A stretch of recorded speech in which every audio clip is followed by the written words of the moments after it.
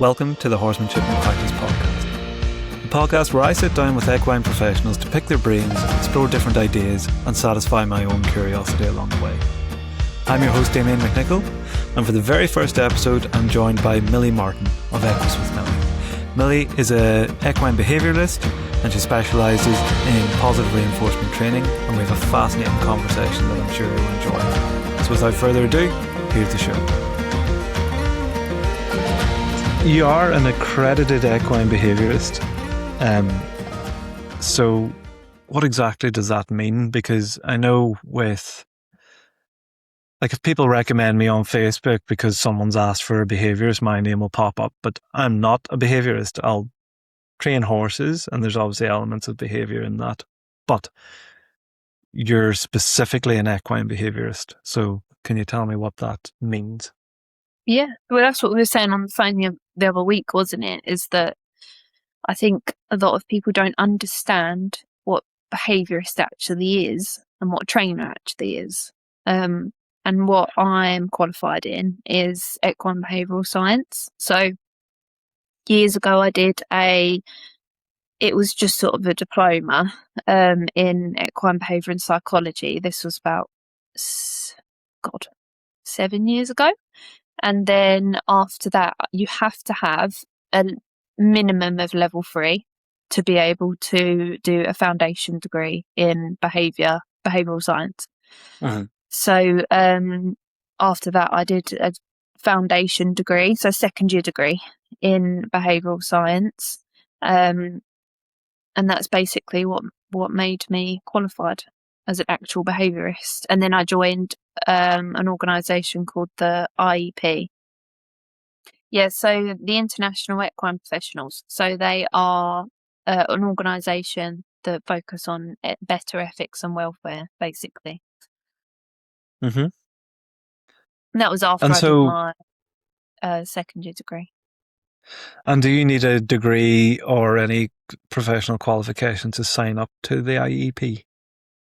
You have to have a certain level of knowledge and understanding to join the IEP, but they had different memberships. So you fill out sort of an application form, and then they call you afterwards, go through your qualifications, how you train, lots of different things, and then you are either accepted or not. But they're really good, and I'm a full member. But if you're not sort of in the professional industry, or if you're not qualified, then you can join as, I can't remember the actual title of them, but you can join as a student or I have to find the name, but there's like different categories that you can join. So is it almost like a lay person? What does that mean? I suppose, when you get it in layman's terms, like an ordinary person just wanting to practice those sort of ethics. Yeah, like horse owners and things like that. And because they have monthly calls, so they'll be like they're people that are way more qualified than I am.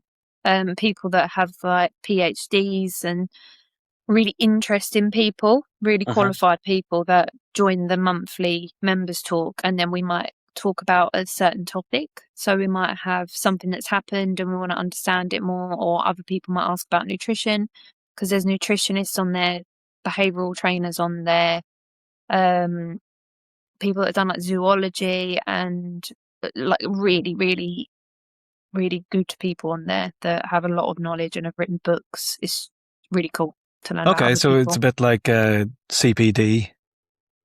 It's like all the members join to talk about like what's going on and things that have changed and things like that. It's quite cool talking to everyone about, kind of like we are now. Yeah. So is there like a code of conduct then that you have to kind of sign up to if you're a member? Yeah, so it's force-free training. So it's like improving welfare and ethics and understanding how regulations are at the moment. So like race courses, for example, someone like me wouldn't want to go to a race course, but because we're trying to improve the welfare on there, so simple things like keeping mares separate to colts and things like that, like how that does that impact their stress levels and all of these things, and like their stable management and things that can be changed right now. So that's the kind of thing that you focus on. But there's lots of different people on there. They're not all trainers. Some of them are podiatrists and nutritionists and things like that. So they all do different things. Yeah, so it makes sense. So you're kind of looking to raise the floor as a whole on all aspects of care and working. Yeah, and even for normal people as well. You know, like people that you see in a day-to-day, they might not be aware of things. So it's just helping people generally as well. I think there's so much contradicting information out there. It's really hard to know what you're aware of and what you aren't. So what exactly does force-free mean then? So I think that there's obviously different ends of the scale. So there's force-free as in I don't use pressure release at all. So I use there's 4 quadrants. So there's negative reinforcement, positive punishment, and negative punishment. They all mean different things. A lot of people don't tend to use some of them, but also a lot of people don't know about them. So when you see videos online about cowboys and things like that that have chased a horse literally till it falls over, that's really extreme negative reinforcement going into punishment. So it's different things. Obviously there's not always that extreme. Some people don't realize they're doing things. So withholding something, so withholding food from a horse, that can go into the realms of positive punishment. So force free is like none of those things. So everything is done on the horse. So say Murphy, my pony, for example, I will always do everything at liberty with him. So I don't tie him up unless I have to. So unless, like, for the farrier, obviously I have to tie him up. But when I get my saddle out of the tack room, if he moved away, I wouldn't ride him. So it's varying degrees of force free, but every single time he's turned away has been a reason. So he doesn't turn away from me unless there's something wrong. So the first time it was because his saddle didn't fit. The second time it was because he was in pain. So he's just been diagnosed with suspensory desmitis. So he's got hind suspensory, both of them are damaged. Sorry, my dog's barking. That's all right. So yeah, there's always been a reason for it. So that's force free. It's not making a horse do something and that they don't feel comfortable doing and allowing them to really communicate. So I always know when there's something wrong with Murphy, basically. That's the long and short. So it's not necessarily. Maybe it'd be good to actually define the terms of as you talk about the 4 quadrants, because I think that'd be a good kind of baseline for us to discuss things on. So negative reinforcement is taking something away for the horse to do the right thing. So pressure and release. So it's like you put your leg on, the horse goes forward, you take your leg off. Yeah. And would you agree that it's kind of widely established that it's a very effective way to teach horses how to respond to cues and pressure? I think it's a traditional way. I think that I grew up doing it. Everyone has. Yeah. Maybe in the future, people might not, like in years and years to come. Like, I'm not going to have children, but if I did have children, then I would teach them using just positive reinforcement. So maybe generationally, it might change. But as far as I'm aware, maybe with like the exception of a few, everyone has been brought up using negative reinforcement because it was the traditional way. And so, and so positive reinforcement is adding something for the right behavior. Yeah. So that would be like food or praise or a scratch, or is there any other types of So normally you don't use praise verbally, Okay. but you do use scratches or food, because some horses can't have food. So some horses might have laminitis, or Yeah. they might have a condition like trigeminal neuralgia, where they can't chew very well because it hurts the side of their jaw to chew. Neurological problems. So yeah, not always using food. Okay. I'll definitely want to come back to that. And what about positive punishment then? So positive punishment would be if your horse bit you and you hit them. That's positive punishment. So it's adding an unpleasant stimulus to something. So the only way that would be effective is if you hit them as they bit you, which Yeah. doesn't really happen. Normally a horse would bite you, and then a split second or 2 or 3 seconds later, then the owner might whack them. But the Yeah. horse won't understand in that moment. The only way, I mean, no one should use that type of training, but the only way that it would work is if, as they did it, they got hit. Then they would. Yeah. So it has Then to they be would like an understand. electric fence. Yeah. Yeah. Yeah, because otherwise the moment's missed and Yeah. the horse Exactly. The won't moment's connect the gone. dots to them. And so negative punishment then is taking something away for a behavior. Yeah. So say a desirable stimulus. So it'd be like you had the horse's food in your hands, so their food bucket, and then you don't give them their food bucket until they do something like stop kicking a door or walk backwards away. So it sounds a lot worse than it is. I mean, like, that's not the most terrible thing that you could do. Positive punishment is a lot worse. Yeah. But it's still not good training, but it's one of the 4 quadrants. So it's just factually what it is. And so when you say not good, does that mean it has what makes it not good?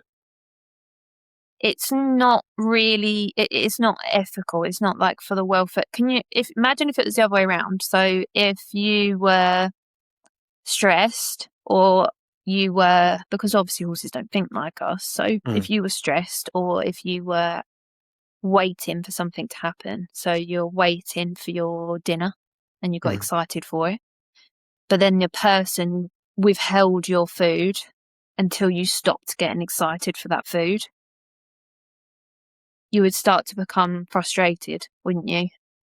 If a person did that every single time. You might not think that. You might think of it differently to me, but how would it make you feel in that moment if someone did that to you? But every time you got excited for your food.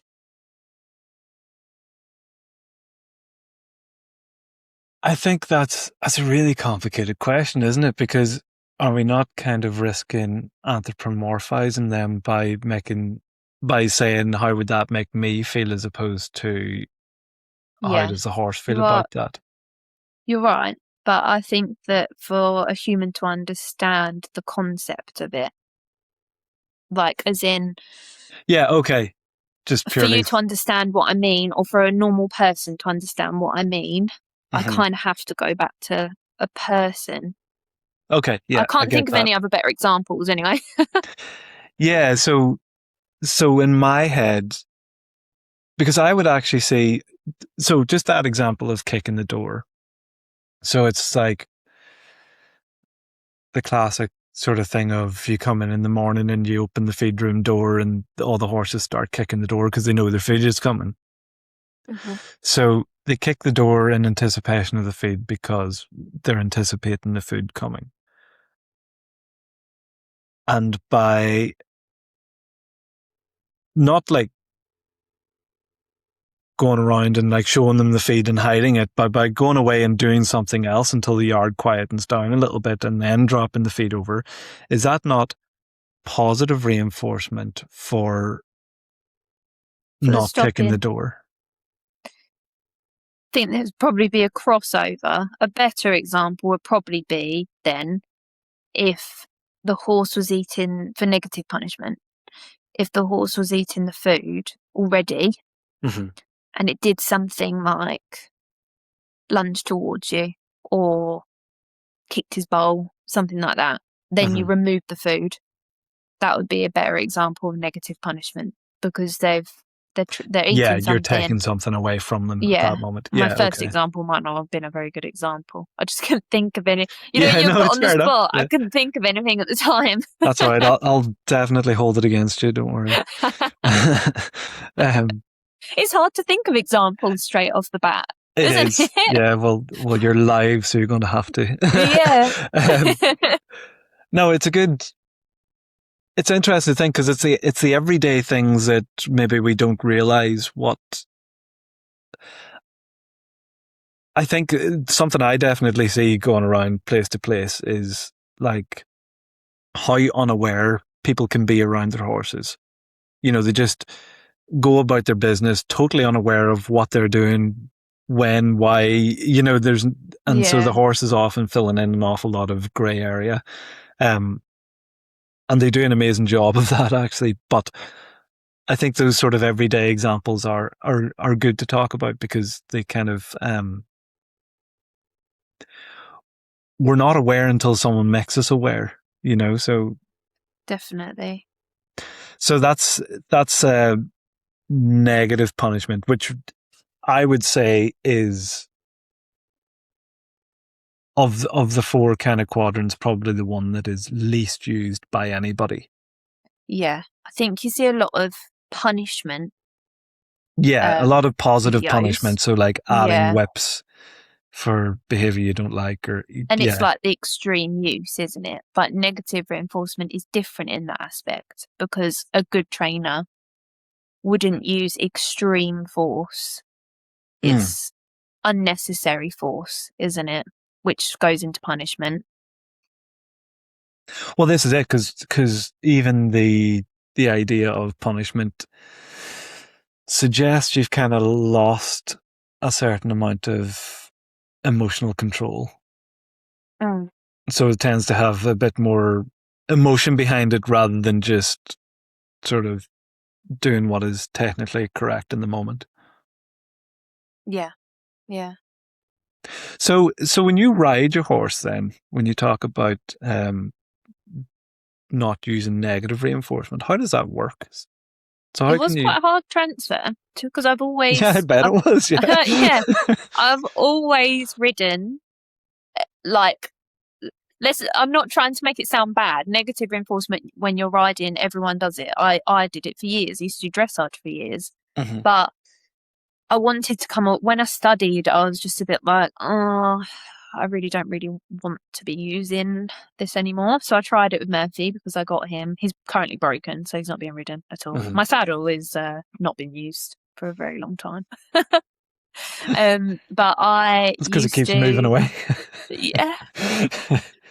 I used to use a voice cue on the ground. So I taught him back up, stand, turn, with voice and hand cue on the ground first. Because if I got on board as a negative reinforcement trained pony, because he came from Ireland, and then I was riding him in a normal saddle, normal bridle for a long time, he wouldn't understand. He would just be like, what? And he'd just stand there. Yeah, so no I reference taught for everything. it. Yeah. I taught everything on the ground him first, and then I transferred those to ridden. So it took quite a long time. So I use a hand signal, like flicking your hand backwards, basically, was what I was doing. And he could see that out of the corner of his eye. So he would sort of start to lean back, and then I would click and reward for that motion. Then I would ask again, same as you would on the ground. And then I did it again and again and again, and then eventually he picked that up. The turns, I taught him this way. So I say this way, and then I put my hand either out to the left or the right. Yeah. So he learnt that on the ground as well. So we did tons of long lining to learn that. So I did loads and loads of long lining. He'd see my hand out the corner of his eye, and I would step to that side, and then I would click and reward him, which when you're a positive reinforcement trainer is very annoying, because every few seconds you have to flip the lines over their back. and walk over or go back again. So in that case, what is the point of the long lines? To build If his you're not going confidence. to use any kind of pressure on the reins, why are Why they there don't at all? It was out for hacking, so I used to walk next to him all the time, but just to build his confidence of him being alone for when I rode him. Yeah, so I'm sort of taking the lead. Yeah, and Okay. he's actually happy at doing that as well. So that was the point. It wasn't really for training; it was just to get him a little bit more confident and to have me. I suppose also it helped because I was behind, so when I was above, using the same cues helped. Mm-hmm. He could see them for sort of from a similar perspective. So I then taught him this way, and then I would say go left, step to the left, or I'd say this way and step to the right, and then he'd sort of feel that lean of the rope on his neck. So as I sort of would go to the left, obviously the right side of the rope would gently brush against his neck, so he would feel that I've moved position. So I would then reward that, and then I did the same with the saddle. So say this way, and then I taught him okay means he can eat grass, and up means he has to bring his head up and walk forwards as well. So if he kind of stuck his head down to eat grass, how did you teach him up? I Because swear to God, if anyone saw me, it's so embarrassing. It's so embarrassing teaching that one. When I show clients how to do it, I'm like, just trust the process because you really do look stupid. But I would stand next to Murphy. I would let him eat because obviously, naturally, they're going to do that. And that's fine. But obviously, you need to be able to walk on at some point. So I would not bounce. This is really hard to describe without sort of doing any motion. But I would bring my knees up like went from like a sitting position to a standing position. So imagine you're like crouching down and then standing up. That sort, and I'd just be going up, and I'd probably say it about 200 times, and then he'd probably look up just because to take he's a breath seen of air. something, and then I'd go and then I would reward it. So you're really trying to just capture the behaviour. Yeah, I'm just waiting for him to do the behaviour whilst I'm simultaneously doing it. There must be an easier way, but it's the way that I admire taught your him. patience. I must have looked crazy as well. So I did that loads, and then he eventually learned it. And then I did the same with grazing. So when he would sort of lift his head up after the 100th up, and he learnt that, I would then put my hand down and lean down, and I would say, okay. And then he would sort of naturally go from an upright position to a downward position. He'd go and graze. So you're using body cues, like body language. Yeah. And you will use a cue until you can capture the behaviour. For those, yeah. So other people might say there's an easier way to do it. It's just how I taught him, and it worked. But I use the same concept for all my other training to do this. And that is, as you sort of said, it's the hardest one to do because naturally, like my other horse, Woody, I've never done that with him. He's a lot older, and he will rip my arms out of their sockets to get to a branch if he wants one.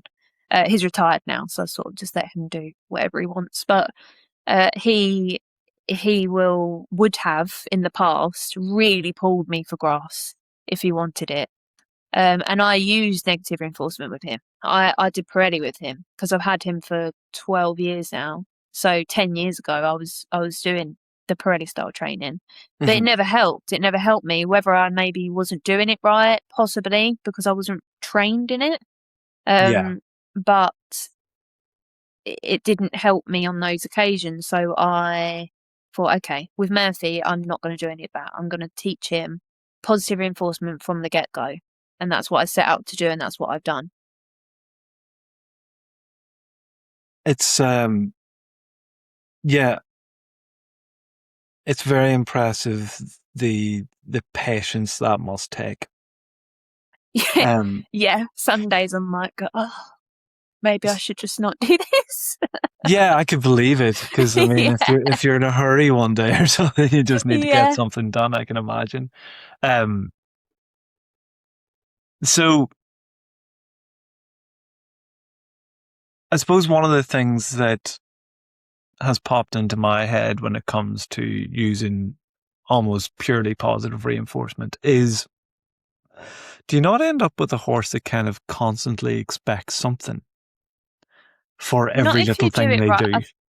I think that's a valid question, to be honest. And it's one of the questions that I get asked a lot because I think it's still very misunderstood. I think that lots of people don't want to use it because they've tried it themselves, and I get questions like what you said. Do you have a horse that constantly expects something? Do you have a horse that gets nippy, pushy? All of those things I get asked all the time. So I don't think it's an out of the ordinary question to ask. But no is the long term answer. The short term answer, yes. So when I'll just use Murphy for an example for all of this because I've done it all with him. When I got Murphy, you have to bear in mind I got him 2 years ago. I've been doing this positive reinforcement training solely for nearly 9 years. So I already knew what to do with him. Yeah. But and other people don't. When they start out, they get the timing wrong, they get their reward wrong, the type of reward, the amount, loads of things can go wrong. So that's why it's important to have someone show you that does know, because it can go wrong and it will go wrong if you're not doing it right. And also if there's pain, but we can talk about that later. And Murphy did expect in the short term food for every single thing he did. So when I was teaching, I always have my bum bag on me, regardless of where I am. I always have it on. It's like a part of me. But I would always have it with me. So every time we did something, every time he gave a subtle indicator that he was going to do the behaviour that I wanted, then I would reward it.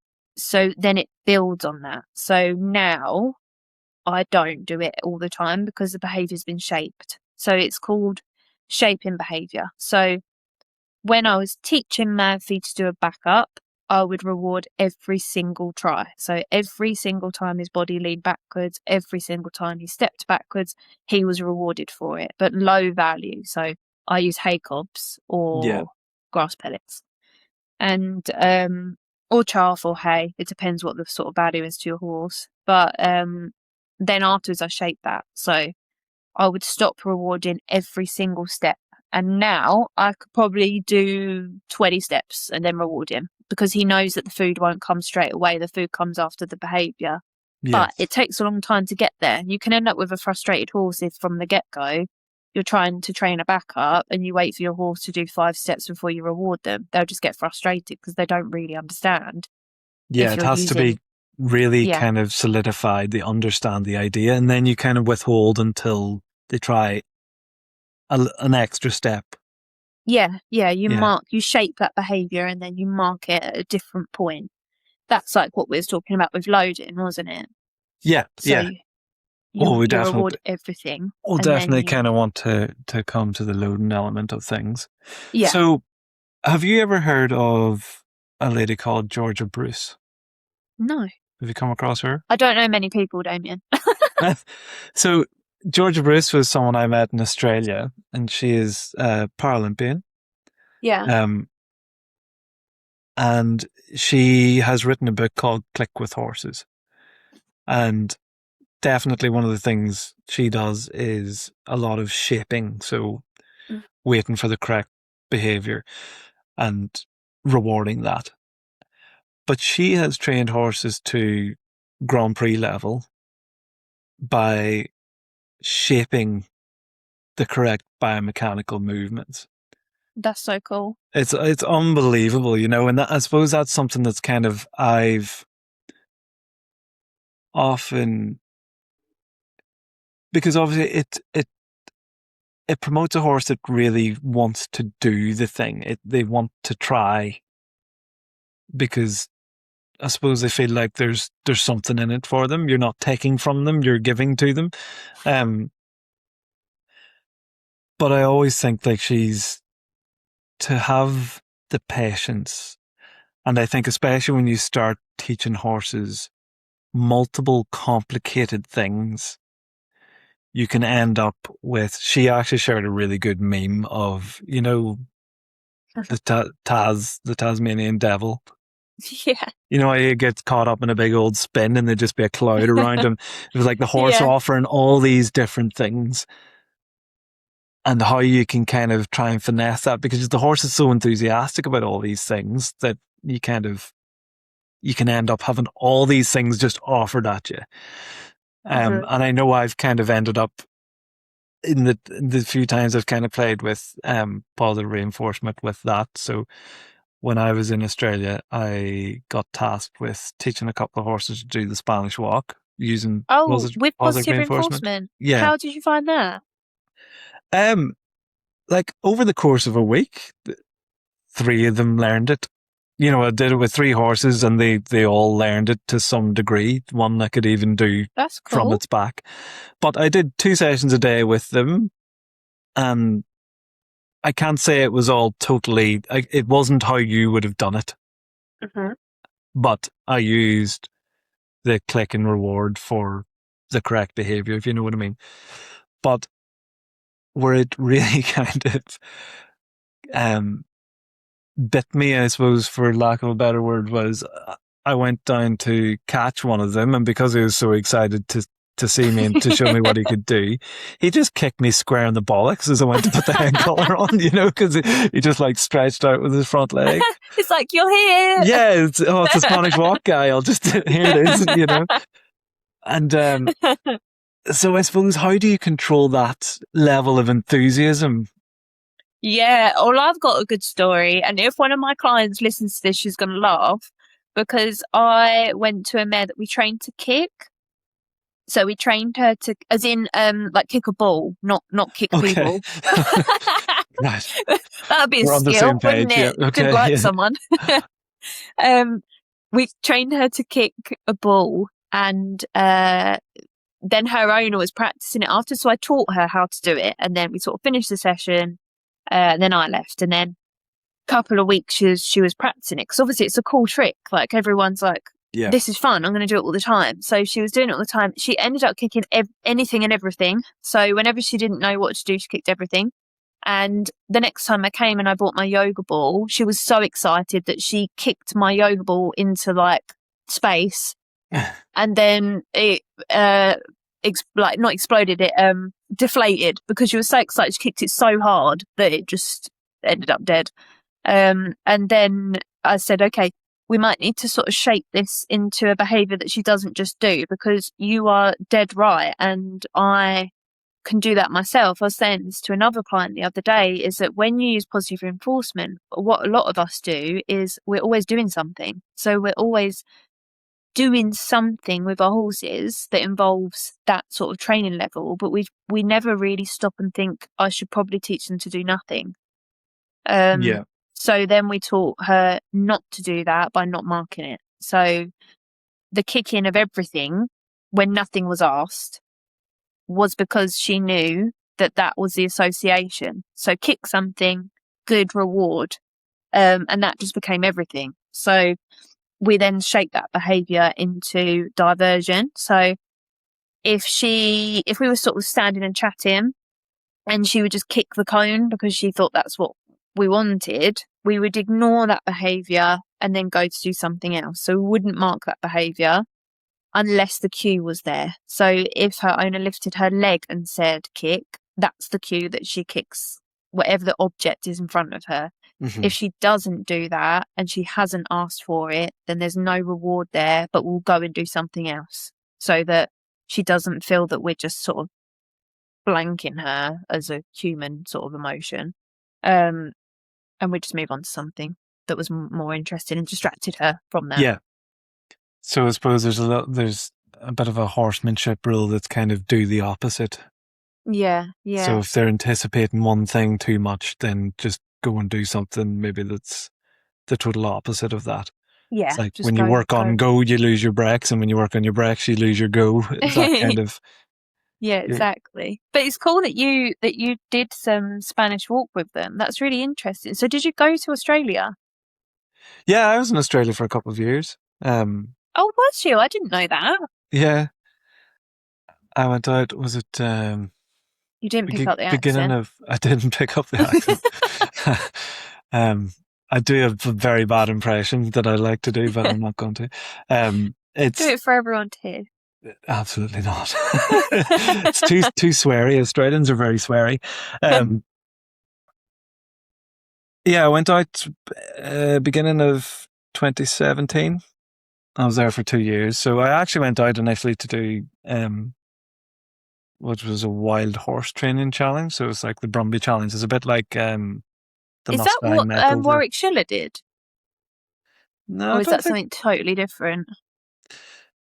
No, he didn't do the. He certainly didn't do the Brumby challenge. I think he did something like the Gaucho Derby, but I don't know. Oh, right, yeah. Yeah, that was Patagonia.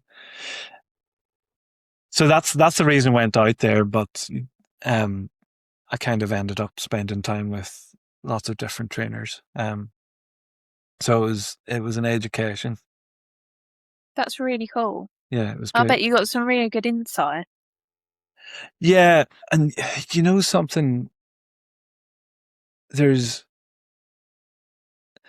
because obviously horses, like the horse culture in Australia is absolutely massive, and just like everywhere on the planet, there's good, bad, and ugly, you know. Um, but what was interesting was because I spent a bit of time working on a cattle station, and I think that was the first time in my life that I'd rode horses who really they knew their job and they wanted to do their job. Hmm. And I think having something like cattle in front of you where they know what their role is. And so say like there was one example of we were mustering these cows and their calves and we went through a gateway and one of the calves got split at the fence. So the calf went running up the fence line as the cows went through into the next paddock. And so obviously a bit like foals, if they end up on the other side of a fence, they don't know to go back to the gate. Yeah. You know, they get stuck on that side of the fence. So um, I rode off after the calf to try and to head it off.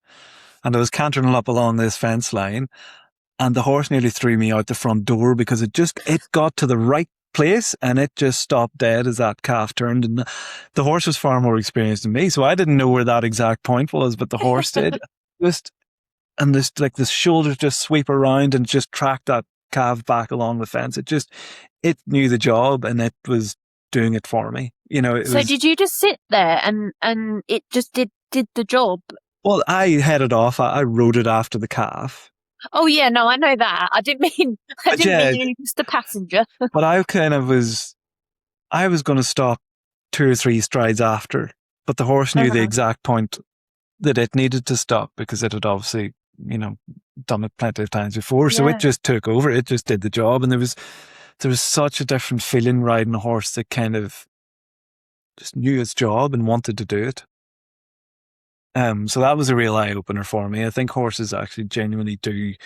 I suppose you know, it's only probably the last 50 to 100 years that horses have stopped doing jobs in the traditional sense. So they've it's as much in them as it's in us to do a job, I think.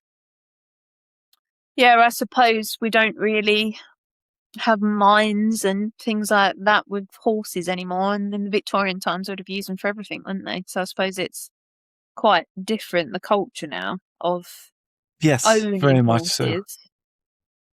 Yeah, they live very, very differently. And, you know, it's neither good nor bad, but I think there's definitely something when a horse knows what his job is, there's a willingness there. If they enjoy the work, you know, I'm sure there's plenty of horses that do a job that they don't enjoy, but Yeah, that's very true. there was just it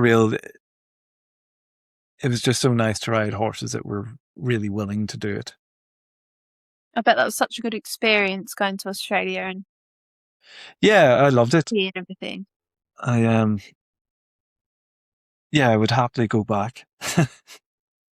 Yeah, I bet. Be expensive though now. Yeah, I think everything's expensive. It's not easy to live anywhere. So I suppose one of the things that I would tend to concentrate on in my own training is like relaxation comes up a lot.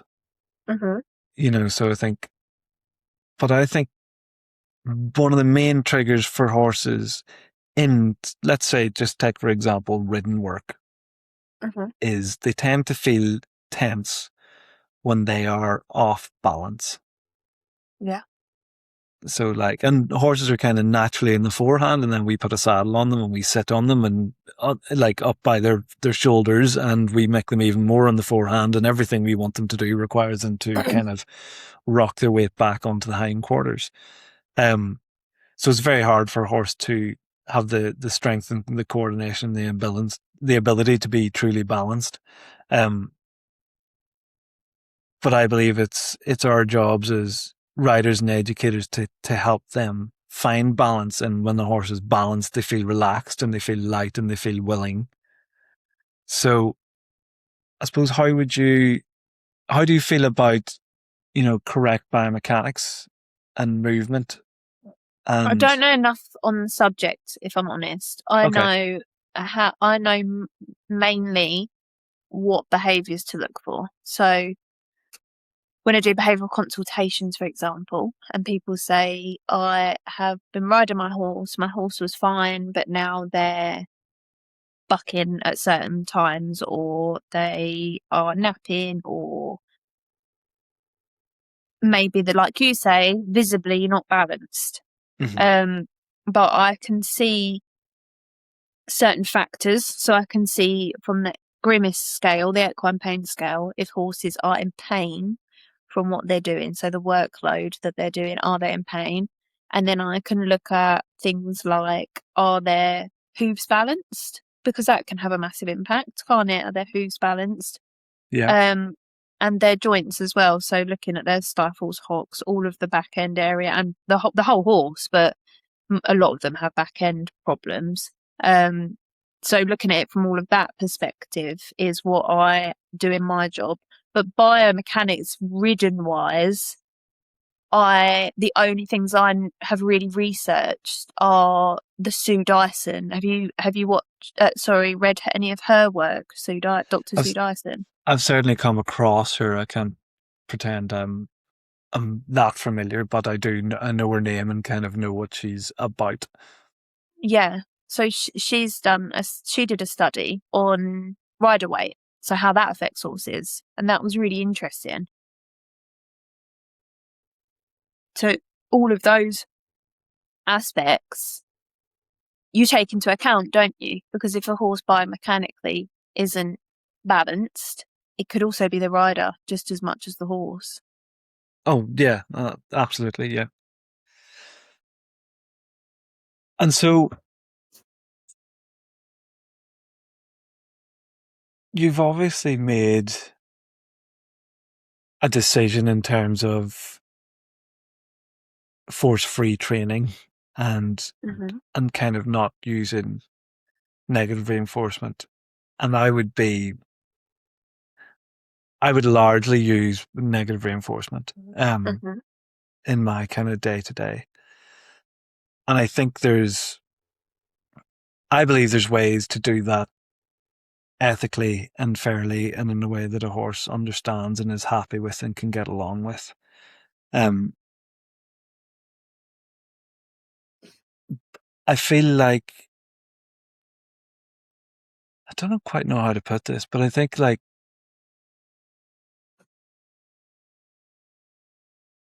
it must be a massive because we're all trying to go out and change things for the better with the knowledge that we have. Yeah. And I'd imagined, like, I find it difficult enough to convince people to come around to my way of thinking, which is much more I suppose, straightforward in some ways in black and white, then, and takes, I would say, considerably less patience than the approach you would take. Yeah. I feel like it must be very hard to kind of stick to your guns with it, because it must feel like such a massive hill to climb Yeah. with the way that the vast majority of horses are kept and owned and ridden and everything else. Yeah. I think it's a good subject because, I mean, like, being totally transparent, when I first went to the Horsemanship showcase, the very first year I went, I was too afraid to really talk to any of the trainers because I thought they'd be like, who is this girl that clearly doesn't know what she's doing? And, you know, like, you just feel like it is such a big area. Natural traditional horsemanship is the most used method of training. Mm-hmm. And then I decided to step away from that. So, and I also think you can get varying categories in that type of training too. In your field, you must have people that are sort of quite far to one extreme and others that do pay more attention. Because I've met trainers that really do vary, and a lot of them do recognise pain. So you must see that. Oh yeah, absolutely, yeah. So yeah, I think it is an uphill battle, but I think it's getting better the more well known I am. And that sounds really big headed, but it's not. It's because I'm working with vets now. So when I finished my degree, before I did my degree, I got a lot more backlash of I'm being too soft. And then I did finish my secondary degree, and then I started working a lot with vets and the police horses, the Met police horses as well. Then people are like, okay, she's working with the police horses. Like, they've got her in, so maybe she is doing something right. So I think it's, even when I went there, so for example, even when I trained the horses there, the men didn't think I'd be able to do the things that I was setting out to do. The women were more curious. I did the thing that I couldn't do. I don't believe you. I did the thing that they didn't think I could do. And then they asked me loads of questions after. So you do feel like you're always having to prove yourself for people to believe you. And then I started to do a lot of talks. So I did a lot of talks on I remember my first talk was abnormal versus normal equine behaviour. And it was talking about stereotypical behaviours, the amount of time domesticated horses spend in their stables versus living out. Mm-hmm. Lots of different things that people might not necessarily think about, and like how horses that are individually kept are affected so much differently than horses that are herd kept, and Spanish horses, how they can't adapt to this sort of lifestyle in this country, a lot of them, when they've moved over. So I started to do talks on things like that. Then I started doing talks on pain. Then I started to go into the vets and help them with needle shy horses, or help them with horses that can get in stocks and things like that. And then the vets were like, okay, maybe we should get her in every time there's a dangerous horse. Yeah, okay. So then it kind of went from there, and then it's building on how people perceive you. Because I think people might see me and think, you're not going to be able to do this. I get that often when I first started, and people say, my horse won't load, or my horse is, for their use of words, naughty. I turn up with my treat pouch, my little target stick and my clicker, and they're like, yeah, you're not going to be able to fix this problem. And then I do, and then they want to know how I did it. So you do always feel like, not so much now, but you do always feel, back in the day, feel like you were trying to prove something all the time, and it gets exhausting, and you must be the same. Absolutely, yeah, I know exactly how you feel. But I suppose as time goes on, you've got a little bit more conviction in what you do. You trust your own process. You've experienced a lot more. You've seen a lot more. You've dealt with a lot of more different scenarios. So your experience grows, and with that, I don't know if you feel the same, but I don't much care if people. I don't feel like I particularly need to prove myself. Yeah. I've quite, I kind of have a rule that I tend to stick to, and I don't offer my 2 cents unless I'm asked. Yeah, I'm exactly the same. I don't help people unless they ask me. Yeah, because I think partly it's because, for a start, who am I to tell them what they should do with their horse? Mm-hmm. And secondly, I know that if you're struggling with the horse, like loading's an absolute classic, isn't it? That everybody and their auntie is over there getting involved. Mm-hmm. And, I'm sure sometimes people will be very, very grateful for the help, but people don't need that. Do you know? And I think it's, I'm nodding in agreement. You can't see me, I can can't you? see you, yeah. I just But remembered you can't see me. I'm sure you deal with the same thing. And a lot of times, like, not so much now, I think, just because I suppose I'm a little bit better known than I was, but I used to turn up to places and, somebody would get you in, but you could see the other liveries kind of peering over stable doors and Oh, keeping an eye, gotcha. and they see you coming in with your rope halter and your flag and kind of scoffing. But then you kind of, you you do what you do and you leave, and then the next time you turn up, someone wants to have a word with you and they want to talk about I their was going to horse. say, I bet those same people then come and Yeah, speak of to you course. afterwards. And but it's actually a good thing, because if people weren't, it's okay for people to stand back and watch and see how it goes, and then approach. But you can almost feel the scoffs. I'm sure you felt that as you kind Yeah. of.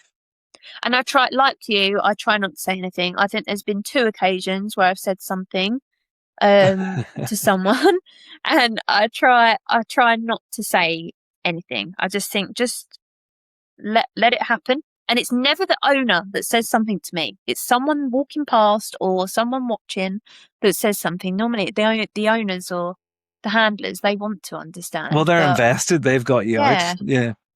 I totally agree with you. And I think also it needs to be more open. Like, even me, like I said a while ago when I went to the showcase, I was too scared to speak to anyone because I thought that Mhm. everyone would judge me, and they may well have.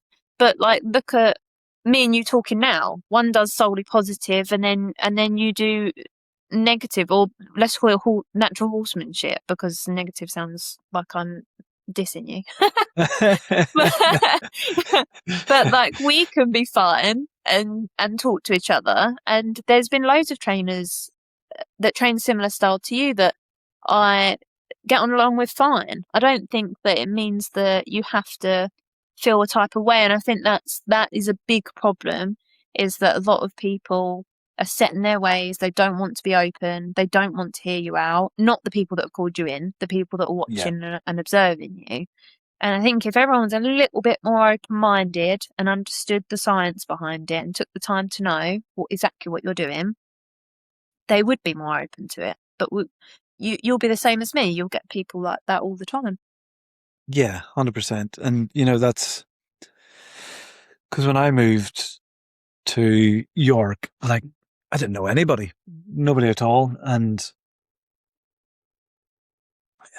I mean, I put a post on Facebook on York Equestrian and sort of advertised my services, and somebody took a chance on me, and that's just kind of how it grew from there. And I made the point of reaching out to some other people who seem to do at least a similar kind of style of horsemanship to me, because I felt like we have some common ground, and I made deliberate attempts to kind of speak to them. And since then you travel around a lot and you meet a lot of different people, and I always make a real effort with other professionals, even if I would almost disagree with everything they do, because I'm a big believer in that you can learn something for everybody, even if it's learning what you don't want to do.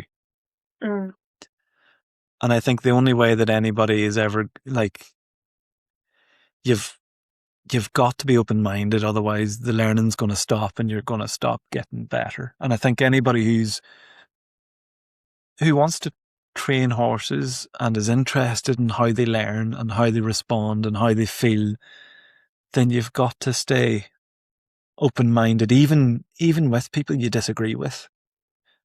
Yeah. And I think that's really something that a big change I would like to see in the horse world is just more openness overall. Because I feel like for a lot,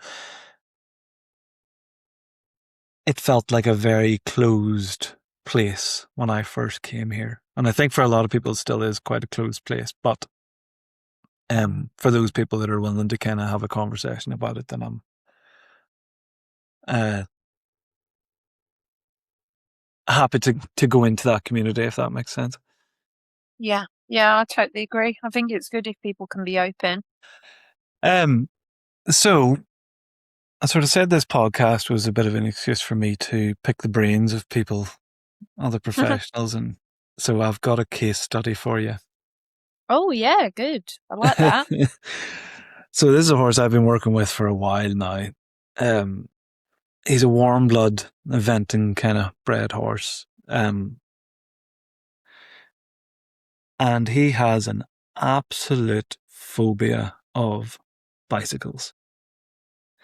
So when I started working with him and his owner, it was clear there was a bit more going on. He would disassociate quite a bit when he was being ridden and kind of just shut down and go inside himself a little bit and kind of get a bit stuck. And so we've done a lot of work on getting him moving a little bit, sort of more open and loose, and working on a lot of kind of body control stuff and our ability to kind of bring his focus back and his attention back and be able to soften his body and get him to relax and everything like that. And we did this for quite a bit of time, and he's been going really nicely before we started then introducing the bicycle. Because it's like, if we have the tools to help him relax, then we can introduce the stimulus and then help him to relax within its vicinity, if you know what I mean. Uh-huh. And so if you wheel the bike out straight away, he's on absolute maximum alert. Yeah. And it's absolutely genuine. Do you know what I mean? He is terrified of it. So we don't know what has happened, but it is specifically with bicycles. You know, I've taught him to drag things. We've worked on all the different angles. It's like, it is bicycles. And he hates me now because he just sees me as the bicycle man, you know, when we talk about like, yeah. So we can work with him, and like you could lead him in with the bike. Mm-hmm. And we've set it in the school and worked with him and just like schooled him around it. He can get relaxed with it. You go to move the bike, the panic sets in. And then we've worked on, you know, kind of him walking alongside the bike being in front, the bike coming from behind, the bike coming from in front. And, you know, by the end of the session, and like this is like loads of sessions at this point, he can be okay. Wouldn't say totally relaxed, but he can be okay. Next time he sees the bike, back to step one. So it just doesn't ever seem to carry over. Yeah. I'll caveat this by saying this horse is not interested in food whatsoever. Okay, that's interesting. That gives me an answer to my question. Yeah. Because whenever we first started working with him, and he kind of had the bit of a, like, you're aware, you'll be aware of lateral flexion, you know, just sort of flexing them around. And the thing I'm always looking for in lateral flexion is that their attention comes back to you. So you could have him physically round, but, you know, his eyes would be to the outside. He's just not in the same room. It's just like a disassociation. And so for horses like that is definitely somewhere that I would use food to start to get them to think, oh, maybe I can come around there, you know, and I would use food for a couple of days, and then you've trained the behaviour. They don't feel so defensive about bringing their attention around that way. It didn't work with him. We eventually got there, but food was not the thing that did it. It wasn't that little thing that helped you over the line. And Yeah. so how would you go about changing his mind on bicycles? Can I ask you a few questions? Please. When he was fearful of the bike, what did you do to train him? So it was, I suppose, mostly about getting him to focus on me for a start, and then focus on some of the movements that would help take the tension out of his body. So like a soft bend, a soft circle, all these sorts of things that would normally help a horse release some tension and relax. And like I say, it does work, but then you move the bike and you're back to step one. Yeah. So yeah, that's what I've been kind of using is just So general did you, movement. to begin with, obviously you made some progress, but to begin with, every time he obviously really freaked out on the bike, what did you do in that moment when he spooked? Well, see, he would just, if he's seen the bike getting wheeled out, he would just, he would grow 3 hands and become like a plank of wood. So I would, yeah, like I say, I would just try to maybe get him to go to walk in a circle and soften some of that tension. Okay. And then with him in general, and I'll talk about this in more detail in a minute, how is he? Has he ever had physical problems? Nothing dramatic, probably the same niggles that a lot of horses have, but no physical problems that I'm aware of. See, on this occasion, when I have horses like this, that's why I always do behavioural consultations, because a lot of the time it can be a secondary reason. So that's why I asked you, because with the fear of a bike, for example, and not being interested in food, that tells me that he's gone into acute stress. So acute stress shuts down digestion. Yes. And when a horse's digestion shuts down, they won't eat because all of the blood's going to their vital organs so that they can flee if they need to. Their pain perception goes down to nothing as well. So if that bike tried to get him, he would do anything in his power to avoid it and kill himself if he had to do it, because their pain perception dissipates. Yes. That'll be why he won't eat. Without seeing him, that'll be why he won't eat, I'm assuming. Or does he not eat food generally? So this is what I'm saying. The bike doesn't need to be there for him not to be interested in food. He's just not interested in food in general. That makes me concerned that he might have chronic stress. Because horses, naturally, they eat, don't they? That's literally all they do. I mean, I'm sorry, I should maybe say it's not that of course he eats, but yeah. Food isn't a motivator for him. Yeah. So I would maybe be concerned that he might have some chronic stress. So okay, chronic stress, a long-term stressor, we'll talk about in 2 different ways. So like chronic stressor is a long-term stress. So horses that might have a physical pain or something like ulcers that doesn't always show up very clearly, or something that's causing a chronic pain. The reason I say that is because food isn't a huge motivator to him. The only time I see that is horses that are either in acute pain or chronic pain. And you have to remember that I probably see around 80 horses a month, sometimes more. And the only ones I ever see that the food isn't a main motivator is because they're under some sort of stress, whether it's long term or short term. Okay. So I would be interested to see what he actually in person physically looks like, what his diet is, the workload he's under, his history, how he moves, all of those things I would want to look at to see whether he could be in chronic stress. That's the first thing I would do. Right. If we believe there's no real pain or discomfort, I mean, most horses aren't they? But for this example, let's say that there's no pain or discomfort there.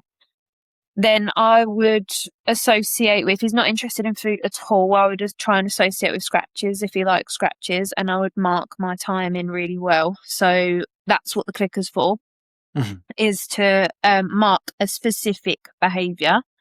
So when he's worried about the bike, I would do similar to what you've done. I would reward for any relaxation. So similar but different to how you would do it. Any relaxation he showed, as in any softening, I would mark it with a reward or a scratch in this case. But I would then also try and teach him to touch. So touch is like the best tool I ever taught Murphy. And that was that every time he's scared of something, he touches it. So, and not me making him touch it. I would get my target, my feather duster. I would get my feather duster out, and then I would get him to touch the feather duster, and then I would, one step at a time, mark the feather duster. So say the bike is propped up on a stable, or, propped up against something. He starts by really staring at it. I would stay at the distance he's comfortable with until he felt that he could move forward by himself. So I would keep him face on at the bike, or I'd let him stand wherever he wanted to. But let's say most horses would sort of stand and stare at something before they freeze and run away. I would, as soon as I see any type of softening, I would click and scratch that horse. Then I would teach, if he already knew, let's say for argument's sake, he knew the target stick anyway, because you have to teach that first, but he knew the target stick. Then I would, when he's ready, most of the horses will take a step forward naturally when they're ready, when they're more curious. Yeah. But I would let the horse take one step, target stick the target, and then again, click, scratch. And then we'd take one step at a time close to that bike until he got to a point where he was comfortable enough to touch that bike. Then I would teach him to touch the bike, click, scratch. And then I would do similar to what you've done. But each time the horse becomes stressed, I would stop. So say that bike is cycling round him and he starts to become anxious. I'd say to that person, stop, he's not comfortable. Then I would go back over again, do some target to relax, and then we would do it again. So it's not flooding the horse, it's doing things in very small amounts. And also I would keep sessions really short, to like 10 minutes, so that he could learn properly without becoming too stressed.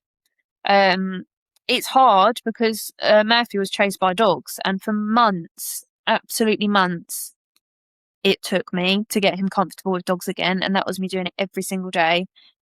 It's difficult because then that owner might be riding out and see a bike, and then you go back to square one. You have absolute like pelotons flying about the place. Yeah, exactly. I want to touch on two things. Touch being the key word here. So he will come up and touch the bike. Yeah. When he settles enough, the curiosity will come and he'll touch it, and he's fine with it. But you move it again, or it's like he can be okay, but it just never seems to carry over. But it's interesting what you say about the touch, because he will do that. He's happy and not being forced to touch it. He will just go and touch it. But yeah, it's that. So your plan is almost assuming a little bit of prior knowledge. Yeah. So we already. So am I right in thinking that he needs to learn to associate the click with something positive? So like a food reward or a scratch. Yeah, so but he knows that he's done click the right thing. Creates a little bit of dopamine. So the click, there's a that people can look up. There is an experiment called Pavlov's dogs. You've heard of it before, haven't you? Yeah, when they ring a bell before food comes out, and then the dogs associate the sound to what will be in front of them in a minute. So the they'll food. salivate. Yeah. So it'll be the same. So for horses with food or for horses with scratches, they associate that click to a positive outcome. So as soon as that horse, I know he's touching it, but let's just say he goes to touch it.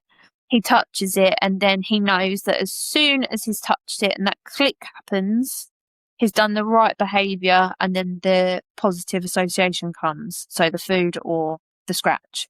So then they learn very, very quickly from the click. If you have no clicker, the horse doesn't associate, or a sound, the horse doesn't associate that specific thing with the outcome.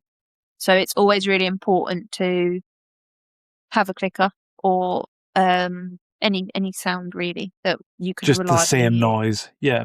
Yeah. But with the movement, that might be a difference there, is where I would decrease rather than increase. So if he started to become stressed, I would stop, which sounds really backwards, but it's not, because I don't want him to get to the point where he can't come down from that stress or get him above threshold. I don't want to flood him with the bike. I want to change his association to the bike. So I would start at a good distance like you were, and then I would very, very slowly increase it at his pace, not a human's pace, with the click and mark. Okay. So I suppose if you're using positive reinforcement in any place in your training, whether it be for specific problem solving or just as that is the way you train your horse, how would you start? Because obviously they need to understand what the click means, and presumably they need some manners around food in terms of not invading your space or mugging you for food. Yeah, you can teach that, yeah. And it sounds like targeting is a big sort of, I suppose, a main tool that you would use. Yeah, you're dead to, right. to kind of shape your training. So is those a prerequisites before using the tools, or is there more?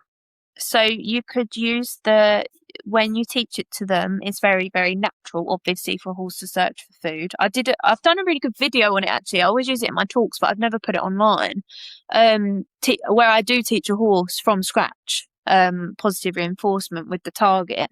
So when I started out, you have to, there's some rules with positive reinforcement. So you want to reward the neutral position. So a horse, when you reward them, you try and always reward in a neutral position, and that relies on you doing it properly. So the food comes to the horse doesn't come to the food, is basically the easiest way to describe it.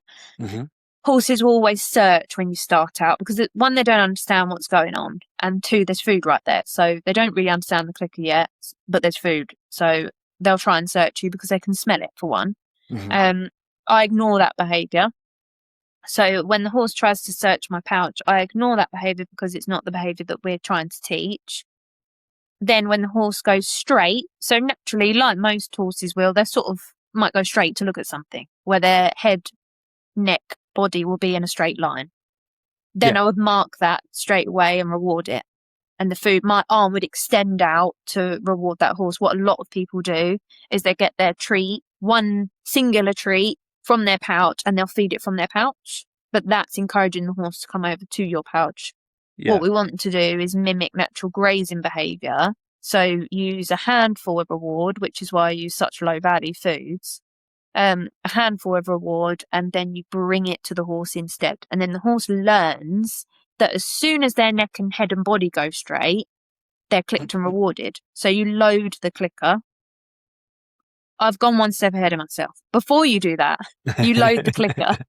So you literally just click, reward for 5 minutes, just so the horse can associate the click with the reward. So that's all that takes to kind of prime that. Yeah, you just click reward for 5 minutes. But still trying to follow those rules. So still trying not to put your hand so close. Don't keep your hand in your pouch waiting. Don't keep a treat in your hand waiting. Keep it out of the way. As soon as you grab it, you give it to them. So you need to be quick about the click, but not the food. So you're quick about the click, and the food has to come in. So the click has to come in 2 seconds after with the behaviour. So the horse does the behaviour, you click within 2 seconds, then you reward instantly. Yeah, okay. Yeah. And then you then go to the second part that I was just saying, where you teach the horse that when they're straight, the reward comes. And then they naturally do it. So even that's where shaping comes in, doesn't it? Where even when Murphy does something now, he will do that thing. As soon as he hears that click, he'll go straight into neutral position. I reward him from that neutral position. But yeah, it is quick. Everything's quick with the click and reward, and the volume of food. So you would keep your hand out of the pouch. So you'd click, then go for the food, then extend your arm, and then feed. Yeah, a lot of people will sort of have their hand in their pouch, and then the horse is like, "Oh, the food's coming." See that I'm sure I'd probably be guilty of that myself if I was doing it, because it's like you want it to be as quick as possible. So you almost want to be primed to do it right away, wouldn't you? Well, I would. Or in the worst one, which loads of people do, so don't want to wear a pouch all the time, because I get that. Getting a pouch out of your car all the time is a bit of hassle. But by the time you've put your hand in your pocket to pull out a treat, you're faffing around in your pocket. The 2 seconds is gone. And then you're rewarding. You can only really reward from your pocket like a couple of treats because you'll run out so quickly. So rewarding from your pocket is never a good idea. Using a pouch is much better. And so when you're loading the clicker, you're using low value foods. Yeah. So I think a lot of positive reinforcement trainers differ in how they maybe do it. I think some positive reinforcement trainers believe that you shouldn't have to use low value foods. But personally, for me, I think it can give them quite a large dopamine hit if you give them carrots and apples. Plus, they're full of sugar. Well, carrots aren't as much, are they? But there's a lot in them. So I would much rather use a natural food. So hay, if your horse is really, really wanting whatever, if the other treats are too high value, then you can use hay, or you can use plain chaff or hay cobs or grass pellets. They're the things that I use. And then for loading, I would use a higher value food in a feed bucket. For loading, so the more stressful the thing, the higher value the food, or if it's a fear-based problem, like earlier I was training a horse that came from Ireland, and he was absolutely petrified of someone standing above him. So to change his association, I used a higher value food dropped in a bucket. Yeah, because presumably in that, if he's a bit stressed, then the low value food isn't going to interest him. Yeah, it doesn't have as much motivational value. I find anyway. People might disagree with me, but I could absolutely see that. You'd need something a bit more meaningful for them to use. For them to be motivated for you to do something when they're fearful. I think that using higher value foods is absolutely fine, because then they don't want to hassle you anyway. Yeah. So it's quite a nice segue to loading, actually, because you said that's about 80% of what it is you do. Yeah. So I'll start with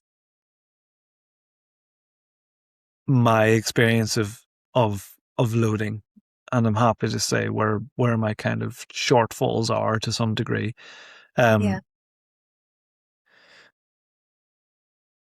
So let's just take a trailer, for example, because I'm sure you find differences in whether it's a 3.5 tonner and they have to go up and turn right, or whether it's a 7.5 tonner and they have to go in and turn left, and whether it's just a straight loading trailer with 2 partitions or just a trailer with no partitions. They all sort of present different issues.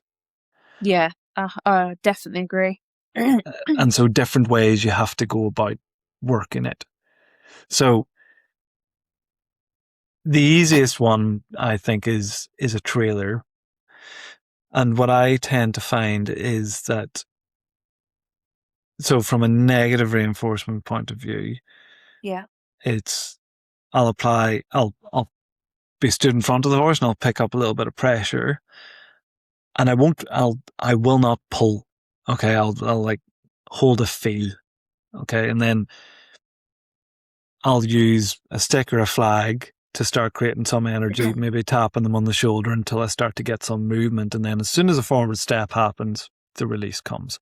And that tends to be how I get them to start to come up the ramp. But my first aim is not to get them on. It's very much to just get them used to the ramp. And something I've found is that horses, like, you'll get them where they'll kind of stand with their front feet on the ramp. Yeah. And I think as long as they feel like their back feet are on solid ground, they can still escape, which is why a lot of the time you'll just kind of get them stretched out. Yeah. You know, but then they'll put their back feet on and then they'll try and get all the way in. And so my first aim is just to get them happy walking up and backing off the ramp with all 4 feet. Because I find they don't like stepping back over the threshold. So it's like they feel trapped when their back feet are on the ramp. Yeah. And so if they can learn to step back, then suddenly they feel they don't feel trapped anymore. And so they're a whole lot happier to load. Yeah. And then, so I'm typically pretty successful with getting the horse to load well. Yeah. And willingly, and stood in there relaxed. But where I definitely have some horses, not so much, but with other horses, the closing of partitions, especially actually more in the 3.5 tonners, the side loading partitions, panics them. And I think it'd be really helpful, actually, to know how you would close a partition, because a lot of people are going to have the same questions that how you're trying to explain. A lot of people will resonate with what you're saying. So let's use a 3.5 tonner, for example, because I think that's where I would kind of see the most panic with the partition coming across. So what I do to get the horse, like before I would start to close the partition, I want the horse to be stood in position confidently with me being able to walk away and them not be tied up. So I would do that by not starting there, almost having the horse stood facing out. And I would just start to create like a little bit of pressure or energy kind of up at their kind of eye level. And the second they would look away towards the back where I want them to stand, I would take the pressure off. Okay. And so I very much start with the idea of getting them thinking back there and the pressure goes away. And then normally what starts to happen is you create that little bit of pressure and then the shoulders follow. Yeah. And so they start to find that when there's pressure over here, the release is actually in the box where we want them to be stood. Yeah. And then what I'll do is start to bring the partition over. So I won't have them stood in the position. I'll use the partition to create the pressure. So I'll bring them out to face out the box again and start to bring the partition over. And then they kind of can relate that when I bring the partition over, they step back into position. Yeah. But I'm still stood on the same side as them at this point. The problem I find typically comes is then when I go to the other side of the partition, they're stood in place and I go to bring it in and they're all alone. And I've even had one recently where we actually got them pretty good with the partition. I find the energy always comes up, though. They're always wanting to look around. Yeah. But they were stood calmly, partition closed, lift the ramp, and it just kicked 7 bells out of the box. Yeah. So did you lift the ramp straight up? Yeah, in that case, yeah, because it was stood so quiet with the partition closed. I probably made an assumption I shouldn't have made. But yeah, it's obviously some sort of, it's being in a tight space, isn't it? It's natural claustrophobia. Yeah, which is, I'm amazed horses getting these things at all, but it's my sticking point. It's the bit where when you have to leave them alone that I don't know how to help them anymore. Yeah, and I think a lot of people will agree with you. I think a lot of people have that problem. And I think this is probably the one point where we differ quite a lot in our training, but that's fine. We can talk about that, which I think is healthy to be able to talk about these things because people can learn from them. So I worry, in my perspective, that when a horse isn't given an option, they can go into a state of learned helplessness. So when they're not given the free choice, if they don't feel relaxed enough in that space, that they will then shut down and then explode, which maybe learned helplessness is a bit of a strong word in this situation because you're not trying to shut the horse down, but that will be why he panics so much when the ramp is closed. And when I've explained, you can totally disagree with me if you want to. Yeah. But how I do it differs in the way that, so let's go through the same thing. So I will load a horse by, let's say the horse doesn't have an extreme fear but won't load, the same story that you're saying to me now. I get the horse used to the bottom of the ramp by doing the click and reward at the bottom of the ramp. If the horse stops eating, I would hope I'm good enough at my job that the horse wouldn't stop eating. I wouldn't allow the horse to get to that point. But I would click and reward whilst they're at the bottom. Then when I would stop a horse from walking in, because some horses, they kind of go blind where they've been told they must go in the box. And like you said as well, you stop the horse from going in sometimes. So I would stop the horse from going in if they're trying to rush in, because I've been to plenty of horses where they've not been given any other option. So they will walk straight up into that box and then they'll freak out because they've not been given any other choice. They know that box means they must go in, no other choice. So I will stop a horse from walking in that does that, because I can see in their face that they're not relaxed, and I know what's going to follow if they walk into that box in the state that they're in now. So you're going to be in there with them when they're panicking. Yeah, exactly. Like you can see it. Like you can tell the horses that have not been given any other option. They've been told they must go in, so they do it, and then they panic. And that's exactly what you said. So I will stop a horse from walking in. I'll click and reward each step forward. I'll only allow the horse to walk forwards when I think that they are relaxed and I can see in their facial expression. So the tightness of their jaw, their breathing rate, their eyes, their ears, everything. I will then allow them to walk up each step, finding that point where they're relaxed. Then I will keep everything open. So no partition, no bars, nothing. Everything's open. We'll walk up. I have a feed bucket at the end. They eat that feed and then they leave when they want to. I use really long ropes. So if the horse wants to leave, they can just walk straight past me and then walk out. If it's a trailer, if it's a box, then I stand at their bum, not their shoulder, so that they can grab a mouthful and leave if they want to. So I will do that repetitively until the horse knows that they don't have to stay in there if they don't want to, and then they choose to stay in there because I've not told them they can't. I've gone to loads of horses actually that have had similar where they've been not able to leave, so they panic because they're not ready for that yet.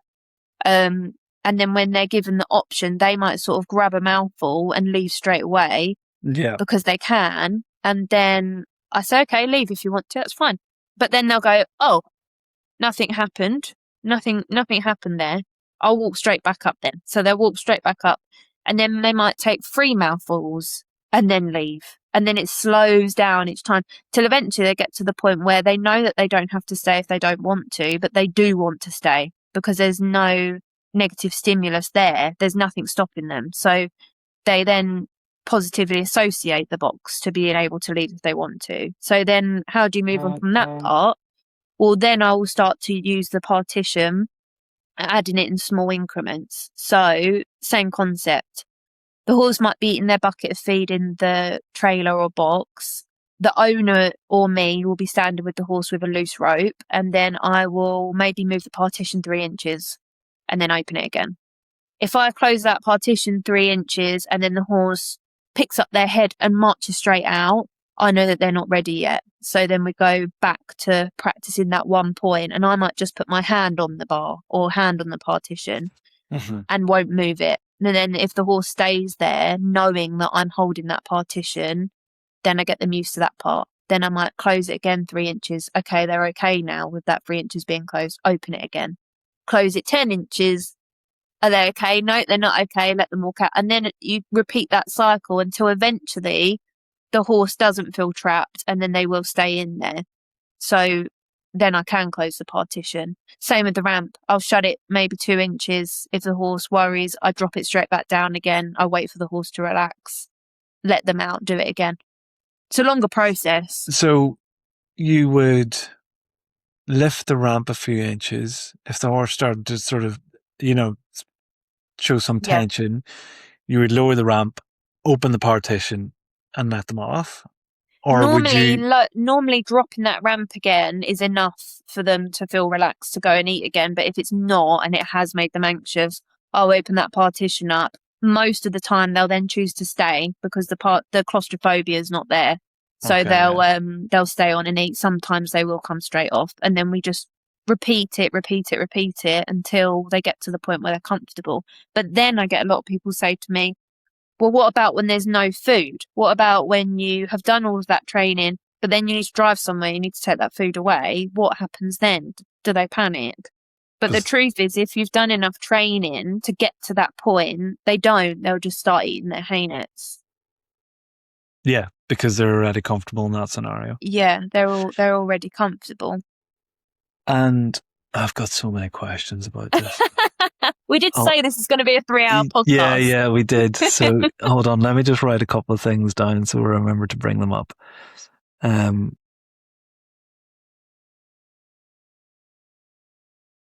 But what you're doing anyway is quite different to what a lot of trainers do as it is. Like you're differing in that respect, as in you're not trying to force a horse.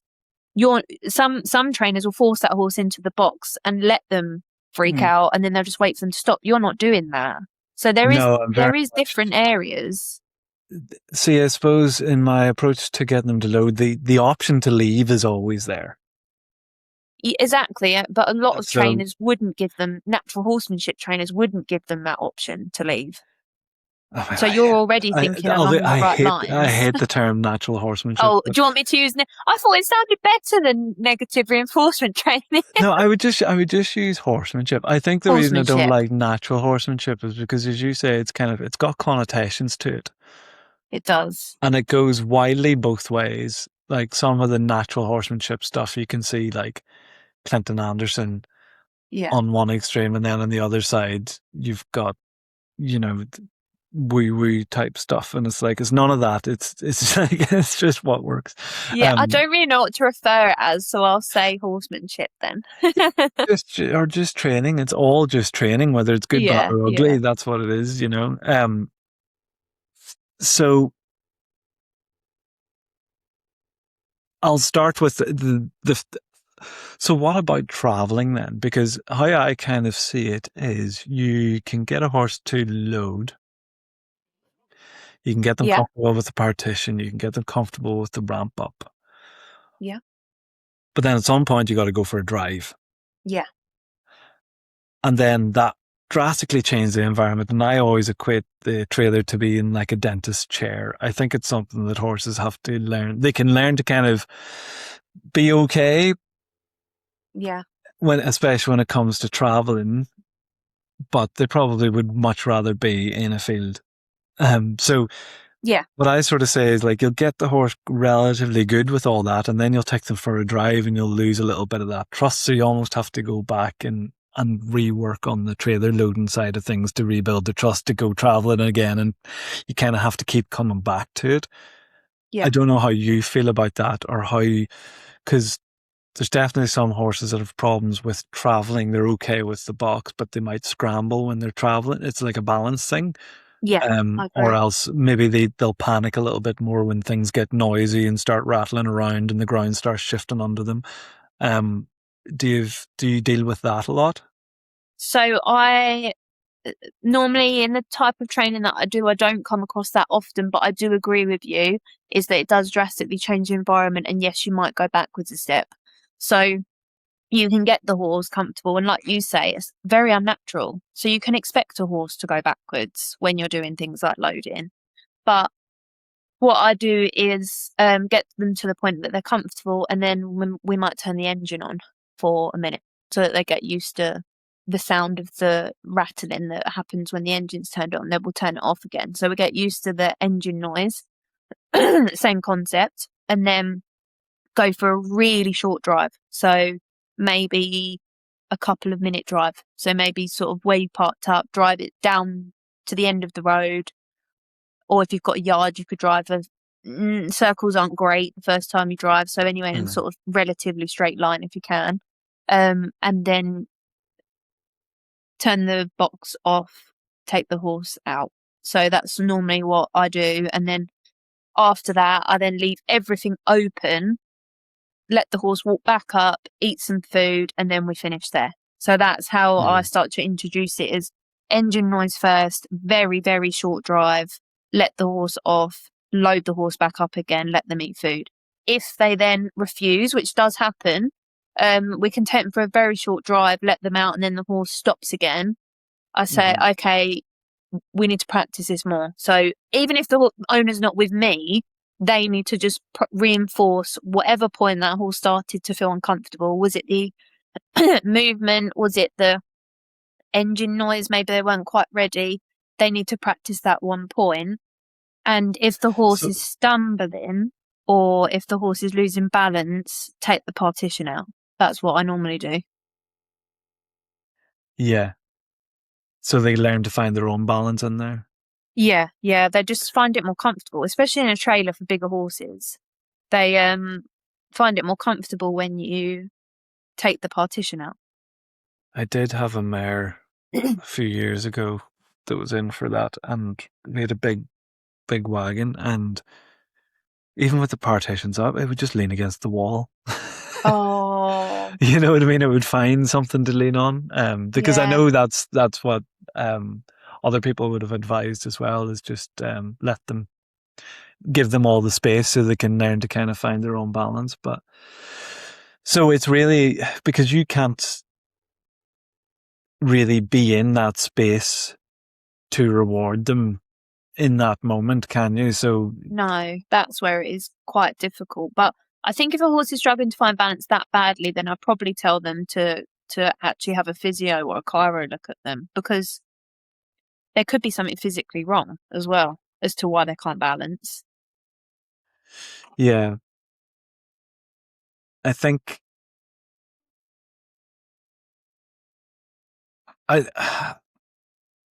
in the horses where I've seen that type of thing, I think it tends to be they've had an accident of some kind in the trailer. Yeah. And so when it starts to move, they immediately get really tense. And when they get tense, they can't balance properly. And so it's kind of like a vicious circle. Yeah. Luckily, I haven't actually had many horses like that. I've had a few that have had terrible accidents, but not too many that have lost balance when we've taken the partition out, that it seems to rectify the problem. And if it didn't, I'd probably tell them to get a physio or a chiro or something, just have a little look at them. So yeah, it's really interesting though. I think it's good to know the different things that we find with the horses. Loading is a big one that a lot of people struggle with. Yeah, absolutely. So if someone got you out to help with loading, let's say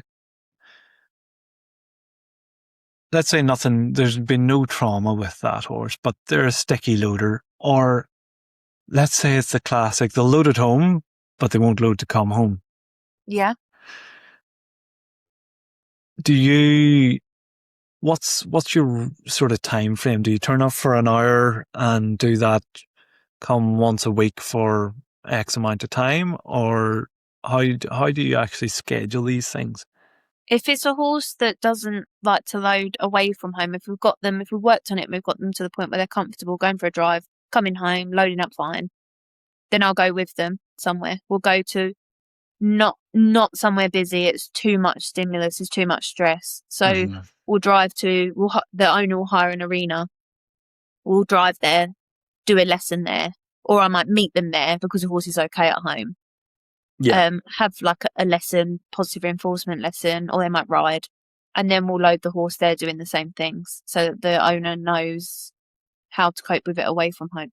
The trouble is when you go somewhere like a big show and there's loads of noise, there's things you can't simulate in your training unless you was to go there. So it's being as prepared as you can, isn't it?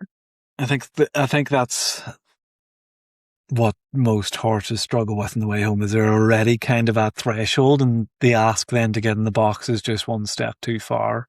Yeah, yeah, Which is really hard to deal with, because as you say, you are somewhere, maybe they've done a few show jumping rounds and they're a bit tired and a bit frazzled, and there's a lot of comings and going, and they're just overstimulated.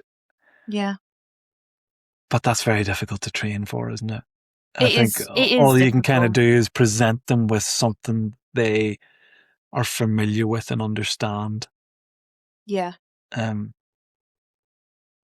But it's gutting, isn't it, when you get someone and they're happy and they're loading at home, and then they go to a show and they can't come home.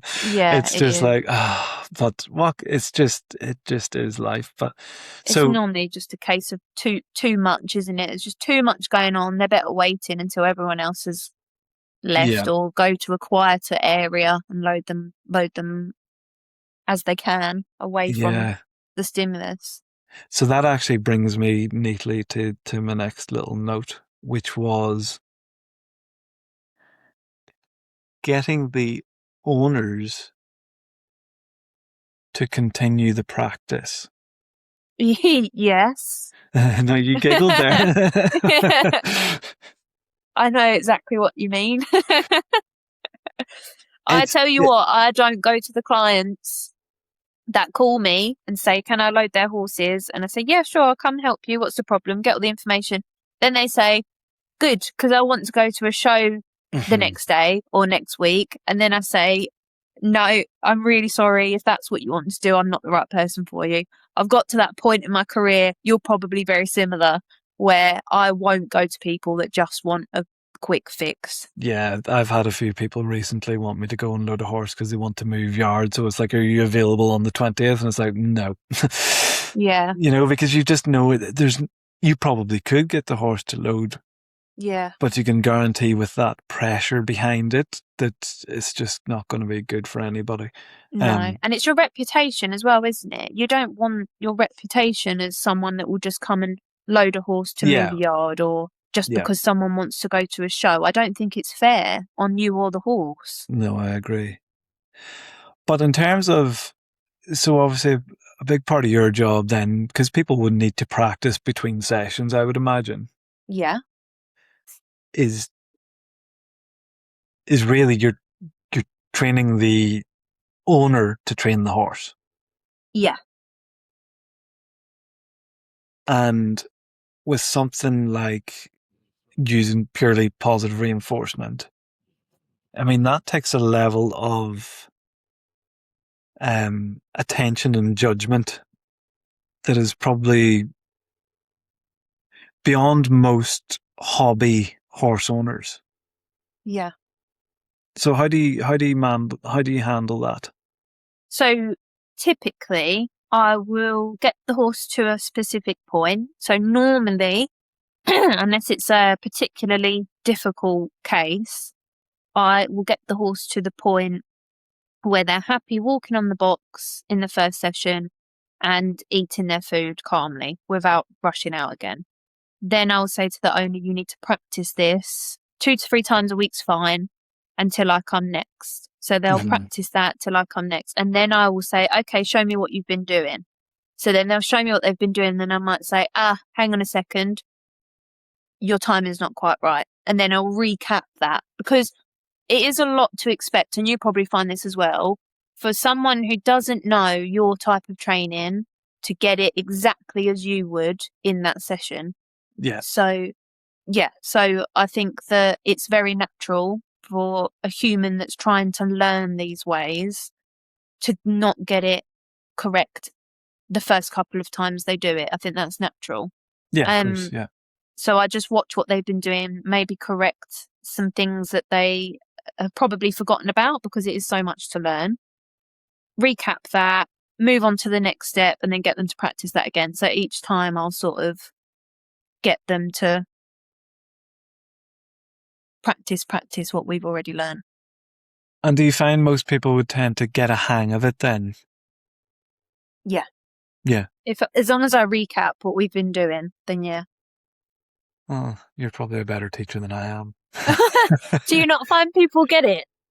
You know what? People do get it, but in particular with loading,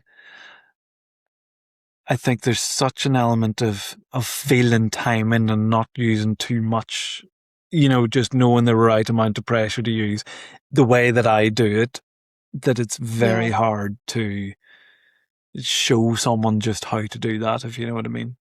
Maybe then for loading, it's harder to do it with your type of training, which is funny because with other things it might be easier, but with Yeah, no, I loading it mean might be harder. you've got me thinking, because I suppose when it comes to, it's quite relatively straightforward to see the right answer and what you Yeah. need to reward. So yeah, maybe, yeah, I might When be. you've got your what you do with your feel and time, it might actually be hard for someone to visibly see that, wouldn't it? Yeah, yeah, that's it. And it is. There's a real kind of, there's a lot of nuance to it, and I suppose I can actually see now, thinking about it, how using the positive reinforcement as a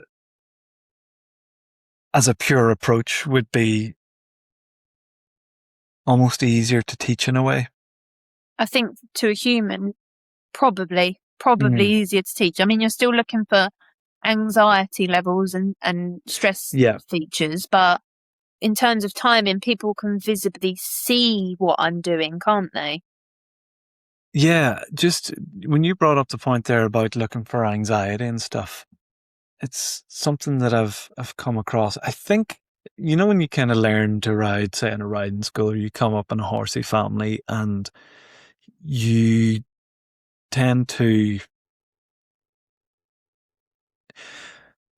people really learn to ignore horses' expressions. Mm-hmm. And I've come across this a few times recently, where people have gotten into horses later in life, like never had horses as children or anything like that there.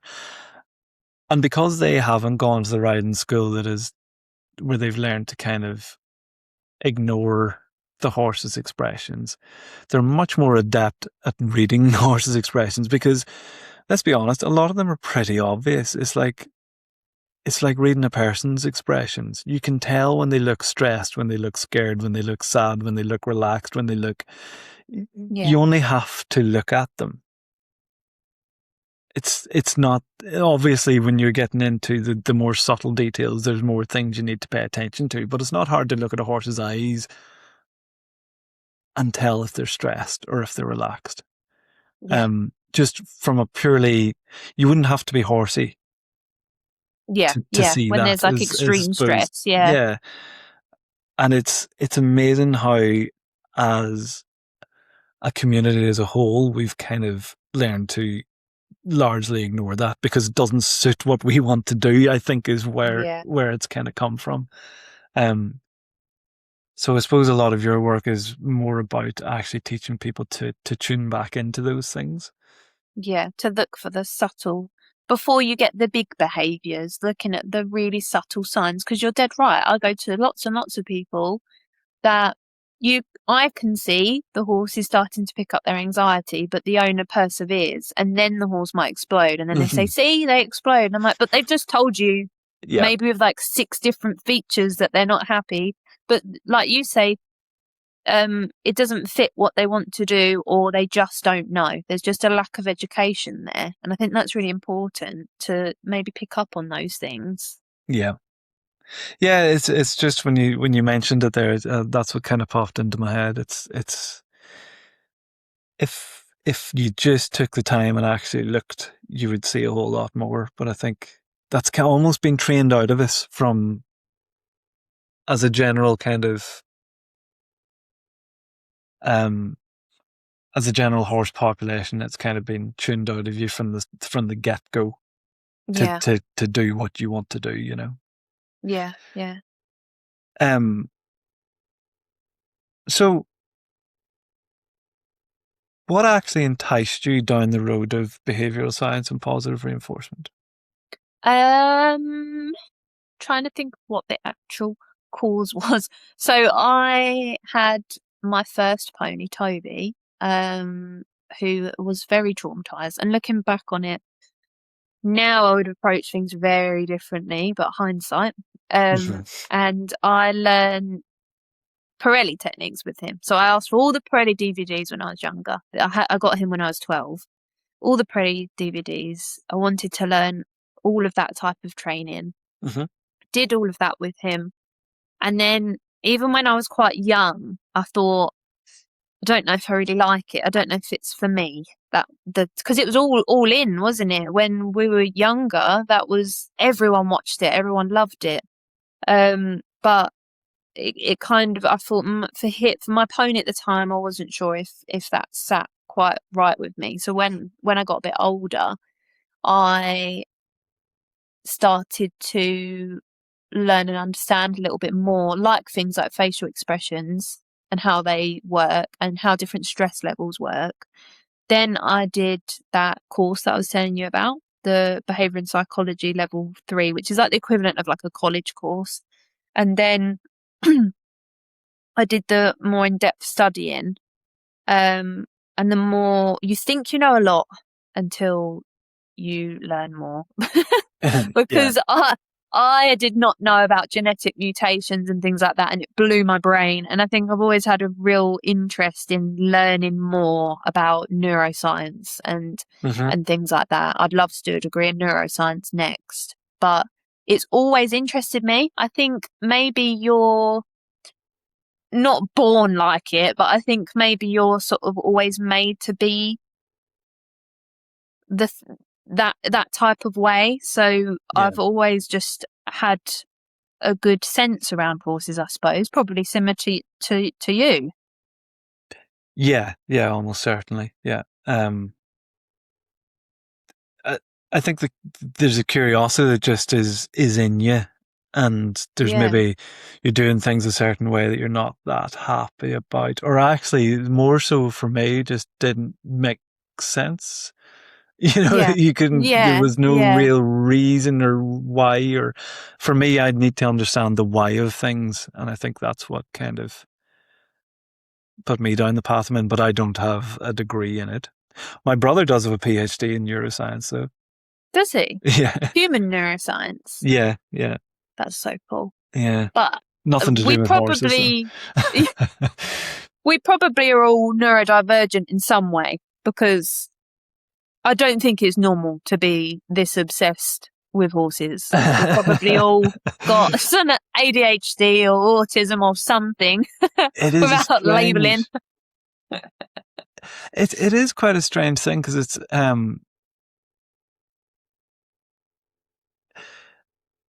it is an obsession.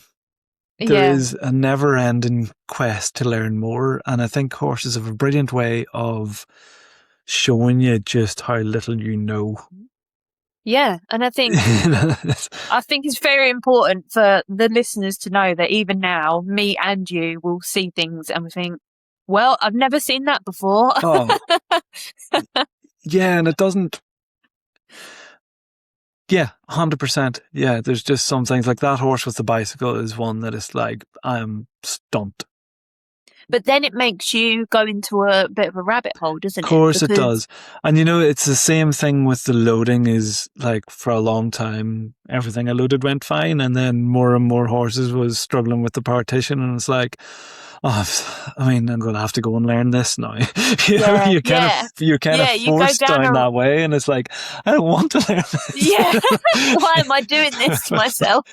So you just got no choice. So you kind of forced down these avenues, but forced down rabbit holes. When I see things and I think, I've not seen this before, I know now that will be my life. My life will be consumed by that one problem for the next couple of weeks. That's it, until you go and figure it out. So so that what is there a particular resource that you would go to, or is there one you would like? Is there a book that is your Bible? Is there an online subscription that you would always go to, or that the lady who runs the IEP, Irene, suggested to me, because I wanted to understand more on the science of horse-human relationships. So how does the human influence the horse, and how does the horse influence the human, and kind of back to neuroscience, like how do we work as a whole? And there's two books, The Relational Horse by Gala Argent and Unstable Relations by Burke and Thompson. I also, when I studied, there was a lot of really good lecturers on there that were really interesting.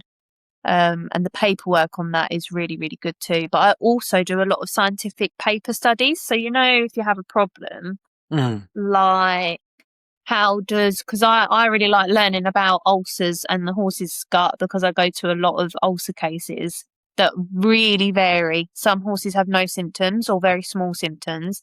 Some horses have entirely different symptoms. Some horses are fat, some horses are skinny. They're all different. And I really like studying the hindgut. So I'll go on to the scientific research papers on Google, but you can get some proper scientific like scholarship papers on there that will explain all the details of things like that. So I love a science paper as well. I might not understand all the words, but I like a science paper. Yeah, I mean, I struggle with academic reading. Yeah. In the sense of, sometimes there's easier ways to explain things, and I feel like academics have a little bit of a habit of using complicated language that doesn't necessarily need to be I do there. agree with you on that one, Jamie, and I do.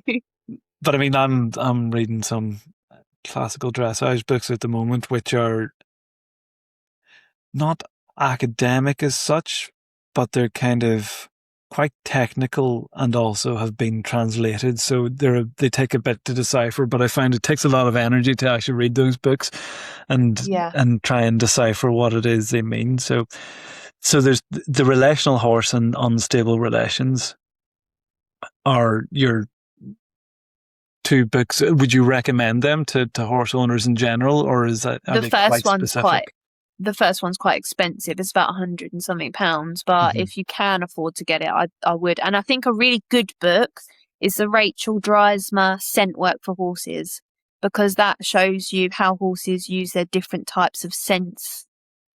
Okay. Because sense of smell is like the main form that horses use. But this isn't the one where they go around smelling different essential oils. No, it goes into more of the science of it. It is very interesting. No, I don't use essential oils for my horses, I will say. I think they can be a bit dangerous. You can go anywhere you want, can't you? But I think I use enrichment, but I don't tend to use essential oils because I don't really understand them, is the honest answer to that. I would need someone very much more educated than me on that subject. Yeah, I think that's a healthy approach. Yeah. I mean, nutrition's another one of those rabbit holes that I know I'm going to have to go down at some point, but I'm just not ready to yet. Yeah. Because it is,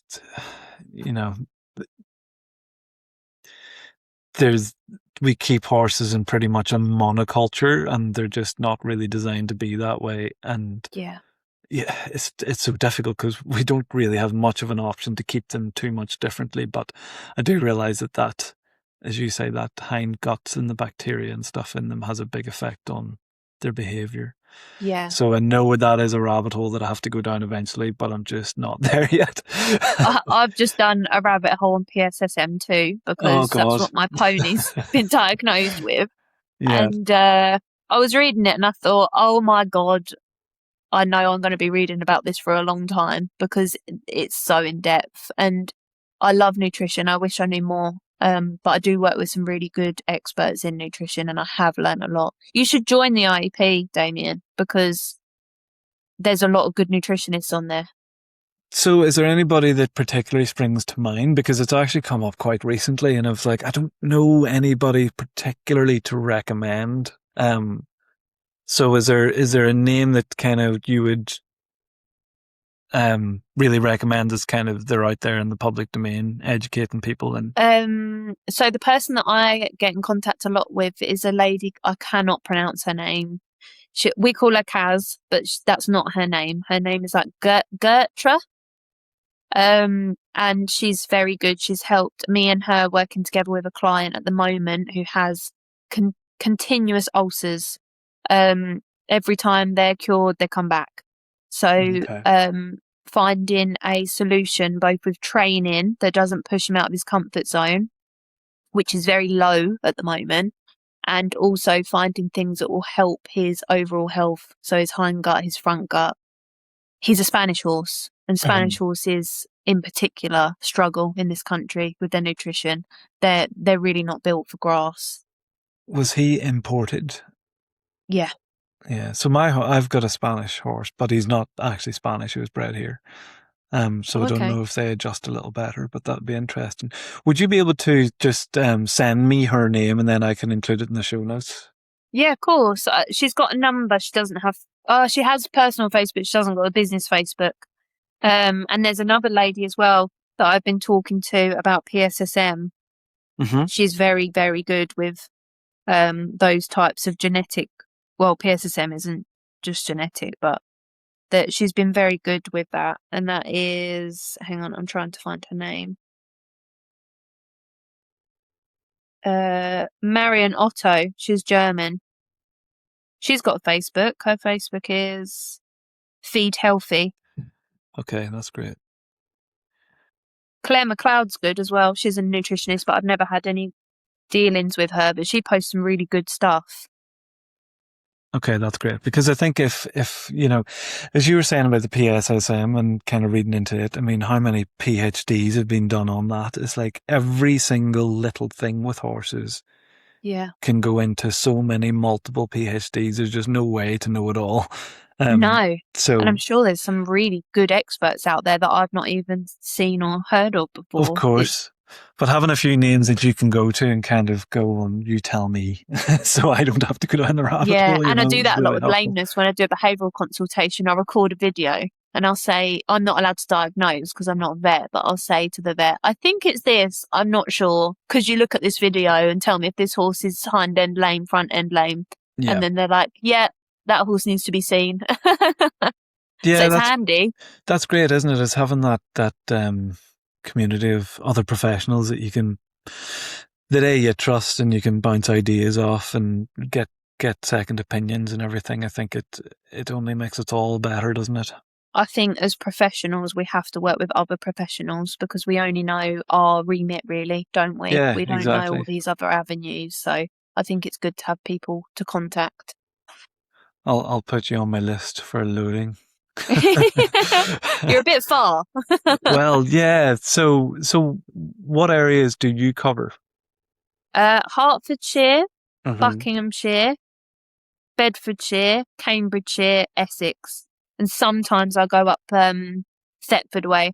But as we was talking earlier, I don't know where anywhere is, so I don't know what county that is. Norfolk, is that a county? Yeah, Norfolk's a county. I've been to Thetford. My wife's actually she's from Portsmouth originally, but grew up in Frinton-on-Sea in Essex. Oh. And she's got some family friends that live in Thetford, so I've been to Thetford. I've been to the Centre Parks there, so I do actually know that area of the world a little bit. Where do you cover? So I cover. Well, we've just moved to Darlington, so where's that? Kind of halfway between York and Newcastle, I would say. Oh, okay. So quite far up north. So you're about 4 hours. We're into County Durham, and so I kind of cover Durham and pretty much all of the Yorkshires, so North, East, South, and West Yorkshire. That's kind of it. I will I'll go wherever, but as you well know, you kind of need to have limits, the numbers to make that work. Yeah. I think there's definitely, I want to expand my reach and do kind of more. I've kind of moved into doing some almost like courses. So be almost like a series of clinics that run over 3 or 6 months, where you meet up once a month and you're kind of building on what you learned before. That's a good idea. So hopefully those sorts of things can spread, and it means I can cover a larger area. Yeah. So what's next for your business? Working with more vets. So I'm trying to get into more vets to do talks on picking up pain signals behaviourally rather than physically. Mm-hmm. So that's what my aim is to get into. I work with 5 veterinary practices currently, but Okay. I would love to work with more of them because I do get a lot of recommendations from vets. So it'd be nice to be able to teach the vets what the standard vets that go out to horses, what to look for, and go into more of the veterinary side. I'd love to be a lecturer. What about you? Yeah, I think that would suit you well. So it's like getting into the veterinary colleges, and at that level starting to explain to them the different. Yeah, that's what I do. I work with the RVC, the Royal Veterinary College at the minute, and I help with the needle show horses there, and I'm hoping in summer when they do their veterinary conference, I'll be able to do a talk then. But that's what I enjoy doing. I prefer Yeah. doing talks to demos, but a lot of people say they prefer doing demos to talks. What do you prefer? I'm not particularly experienced in either, to be honest. Like, I don't know that I've ever actually done just a talk. I think I would I'd probably clam up a little bit if it was just a talk. I feel like if I've got a horse in front of me, then I can talk about what I'm With seeing the and what horse. I'm doing much easier. Like the horse is a good prop because I'm kind of doing what I would do anyway. I'm just explaining it. I think I would feel quite exposed just stood up in front of people and talking. But Yeah, both are scary. Whenever I do either, I think, oh my God, before I go out. yeah. But I think it's, if there's, you know, what you do and what I do isn't so much anymore about teaching the horse. It's about communicating that to the owners and what it is Yeah. that they need to do. So really, it's a communication skill, isn't it? It's Yeah. something that we just need to learn to be really good communicators. And I've seen your demo at the Horsemanship showcase this last year, Yeah. and you're clearly quite experienced in it. And I'm sure you've probably given a very similar demonstration a number of times, so you can say it without thinking too much. Or that's not that you're not thinking about it, but you were very clear in what you were saying. Murphy wasn't really feeling it though, was he, on that last demo? Bless him. And to be fair, I think you were feeling a bit of time pressure as well because you had to go and win your reward, didn't you? Yeah, that was a bit stressful with timing, but Murphy was like, no, do you know what? This is too much. I'm done. And then you had me sticking my hand up, asking you questions, holding you back. That was probably, out of all my demos, that was probably the one I wish you didn't watch. That's okay. No, you can tell like the horse is cooked, and it happens when they're in that sort of environment for a couple of days as it's well. a lot. It's a lot to ask a 5-year-old horse to do, isn't it? So you're wanting to get into more of the veterinary colleges and educate others. Yeah, I'd like to do more education. That would be my goal, is to help people understand more. And what about, are you considering doing anything online? I don't know. I don't know if I have the time to. I would love to. Like, if you set it all up for me and said all you've got to do is talk, then I'd be like, okay, I can do that. But it's spending the time to do it all. I would love to, but I would love to do what you're doing, where you have the clinics once a month, and I think that's a brilliant idea. Yeah, well, I actually, because there is such a big online culture in terms of subscriptions and stuff like that there, which are brilliant. I signed up to plenty of them, and I still do, and I still take things from them, and they're great. But it's interesting when you go out to people and they've been learning off an online subscription, and then you get to see their interpretation of that. Yeah. And often it's very different from what that trainer was actually showing, because the person isn't necessarily seeing the right things and their responses maybe aren't in the right place. And I think it's really, really hard to beat eyes on the ground help. Yeah. It goes back to what we were saying earlier, doesn't it? Yeah. And so my ideas behind the series was it's a bit like an online subscription. You sign up to a progressive course that one thing builds on the next, and you have to commit to it. Yeah. And, as part of what I offer in the courses, it's like, for example, we've got the in-hand series, which is where you teach all the lateral movements. So like your leg heel, shoulder in, travers, half pass, in hand. And each step builds on the next. So you couldn't join in the second session if you hadn't done the first. So you sign up to the 3 sessions, and they're held 4 weeks apart. But every week you send me videos through a joint WhatsApp group with everybody else. That's really cool. You can give your notes on there, so you can say, be careful of this and watch that. And because everybody else is in that group, they get to watch and see the mistakes. Because I think sometimes you can learn just as much by watching somebody else do it and what mistakes they make, so it's like a joint learning environment. And I think I've run that one once and it's worked really well. And the next one I've got coming up is the foundation series. So that's like doing all the foundational groundwork into the written work. And it's a 6-month course, but it's the same idea. I love that. I think that's really cool.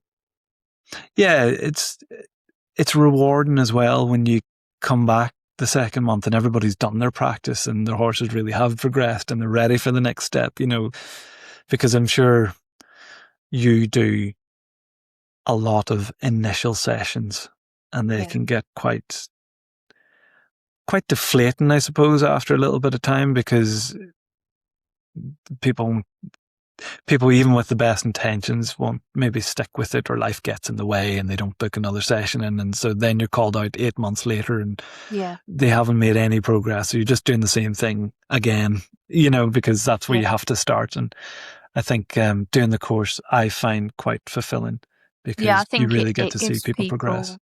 It gives people that sort of pressure, doesn't it? That they, in a good way, that a bit of they accountability. do need to practice. Yeah, definitely. So that's what I'm trying to build. Yeah, I like that. So I think that's most of the notes. Oh, there is the final thing, and if there was one thing that horse owners should do or stop doing, what would you say it is, from your perspective? That is really difficult, broad question. I would probably say pay more attention to what your horse is trying to tell you. Because like we said before, a lot of things can get missed. And I think a lot of the time, if you just take a second to try and recognise and understand what it is your horse might be trying to tell you, then you would have a much clearer and better relationship. I'm just writing that down. I think that's great. Yeah. I think you've done very well to take quite a broad question and be so succinct with it. That's great. Really good. So for people wanting to find you, where should they find you? The only way to find me, as Damien pointed out earlier, is on Facebook. We're Equus with Millie on Facebook. My number is on there, so you can call me or WhatsApp me or message me. But that is my only social media, because I haven't done any others. Yeah. All right. Well, we'll finish up there, and but I'll stop the recording, but don't hang up. Just stay on there. Yeah, that's fine. I'll turn the light on.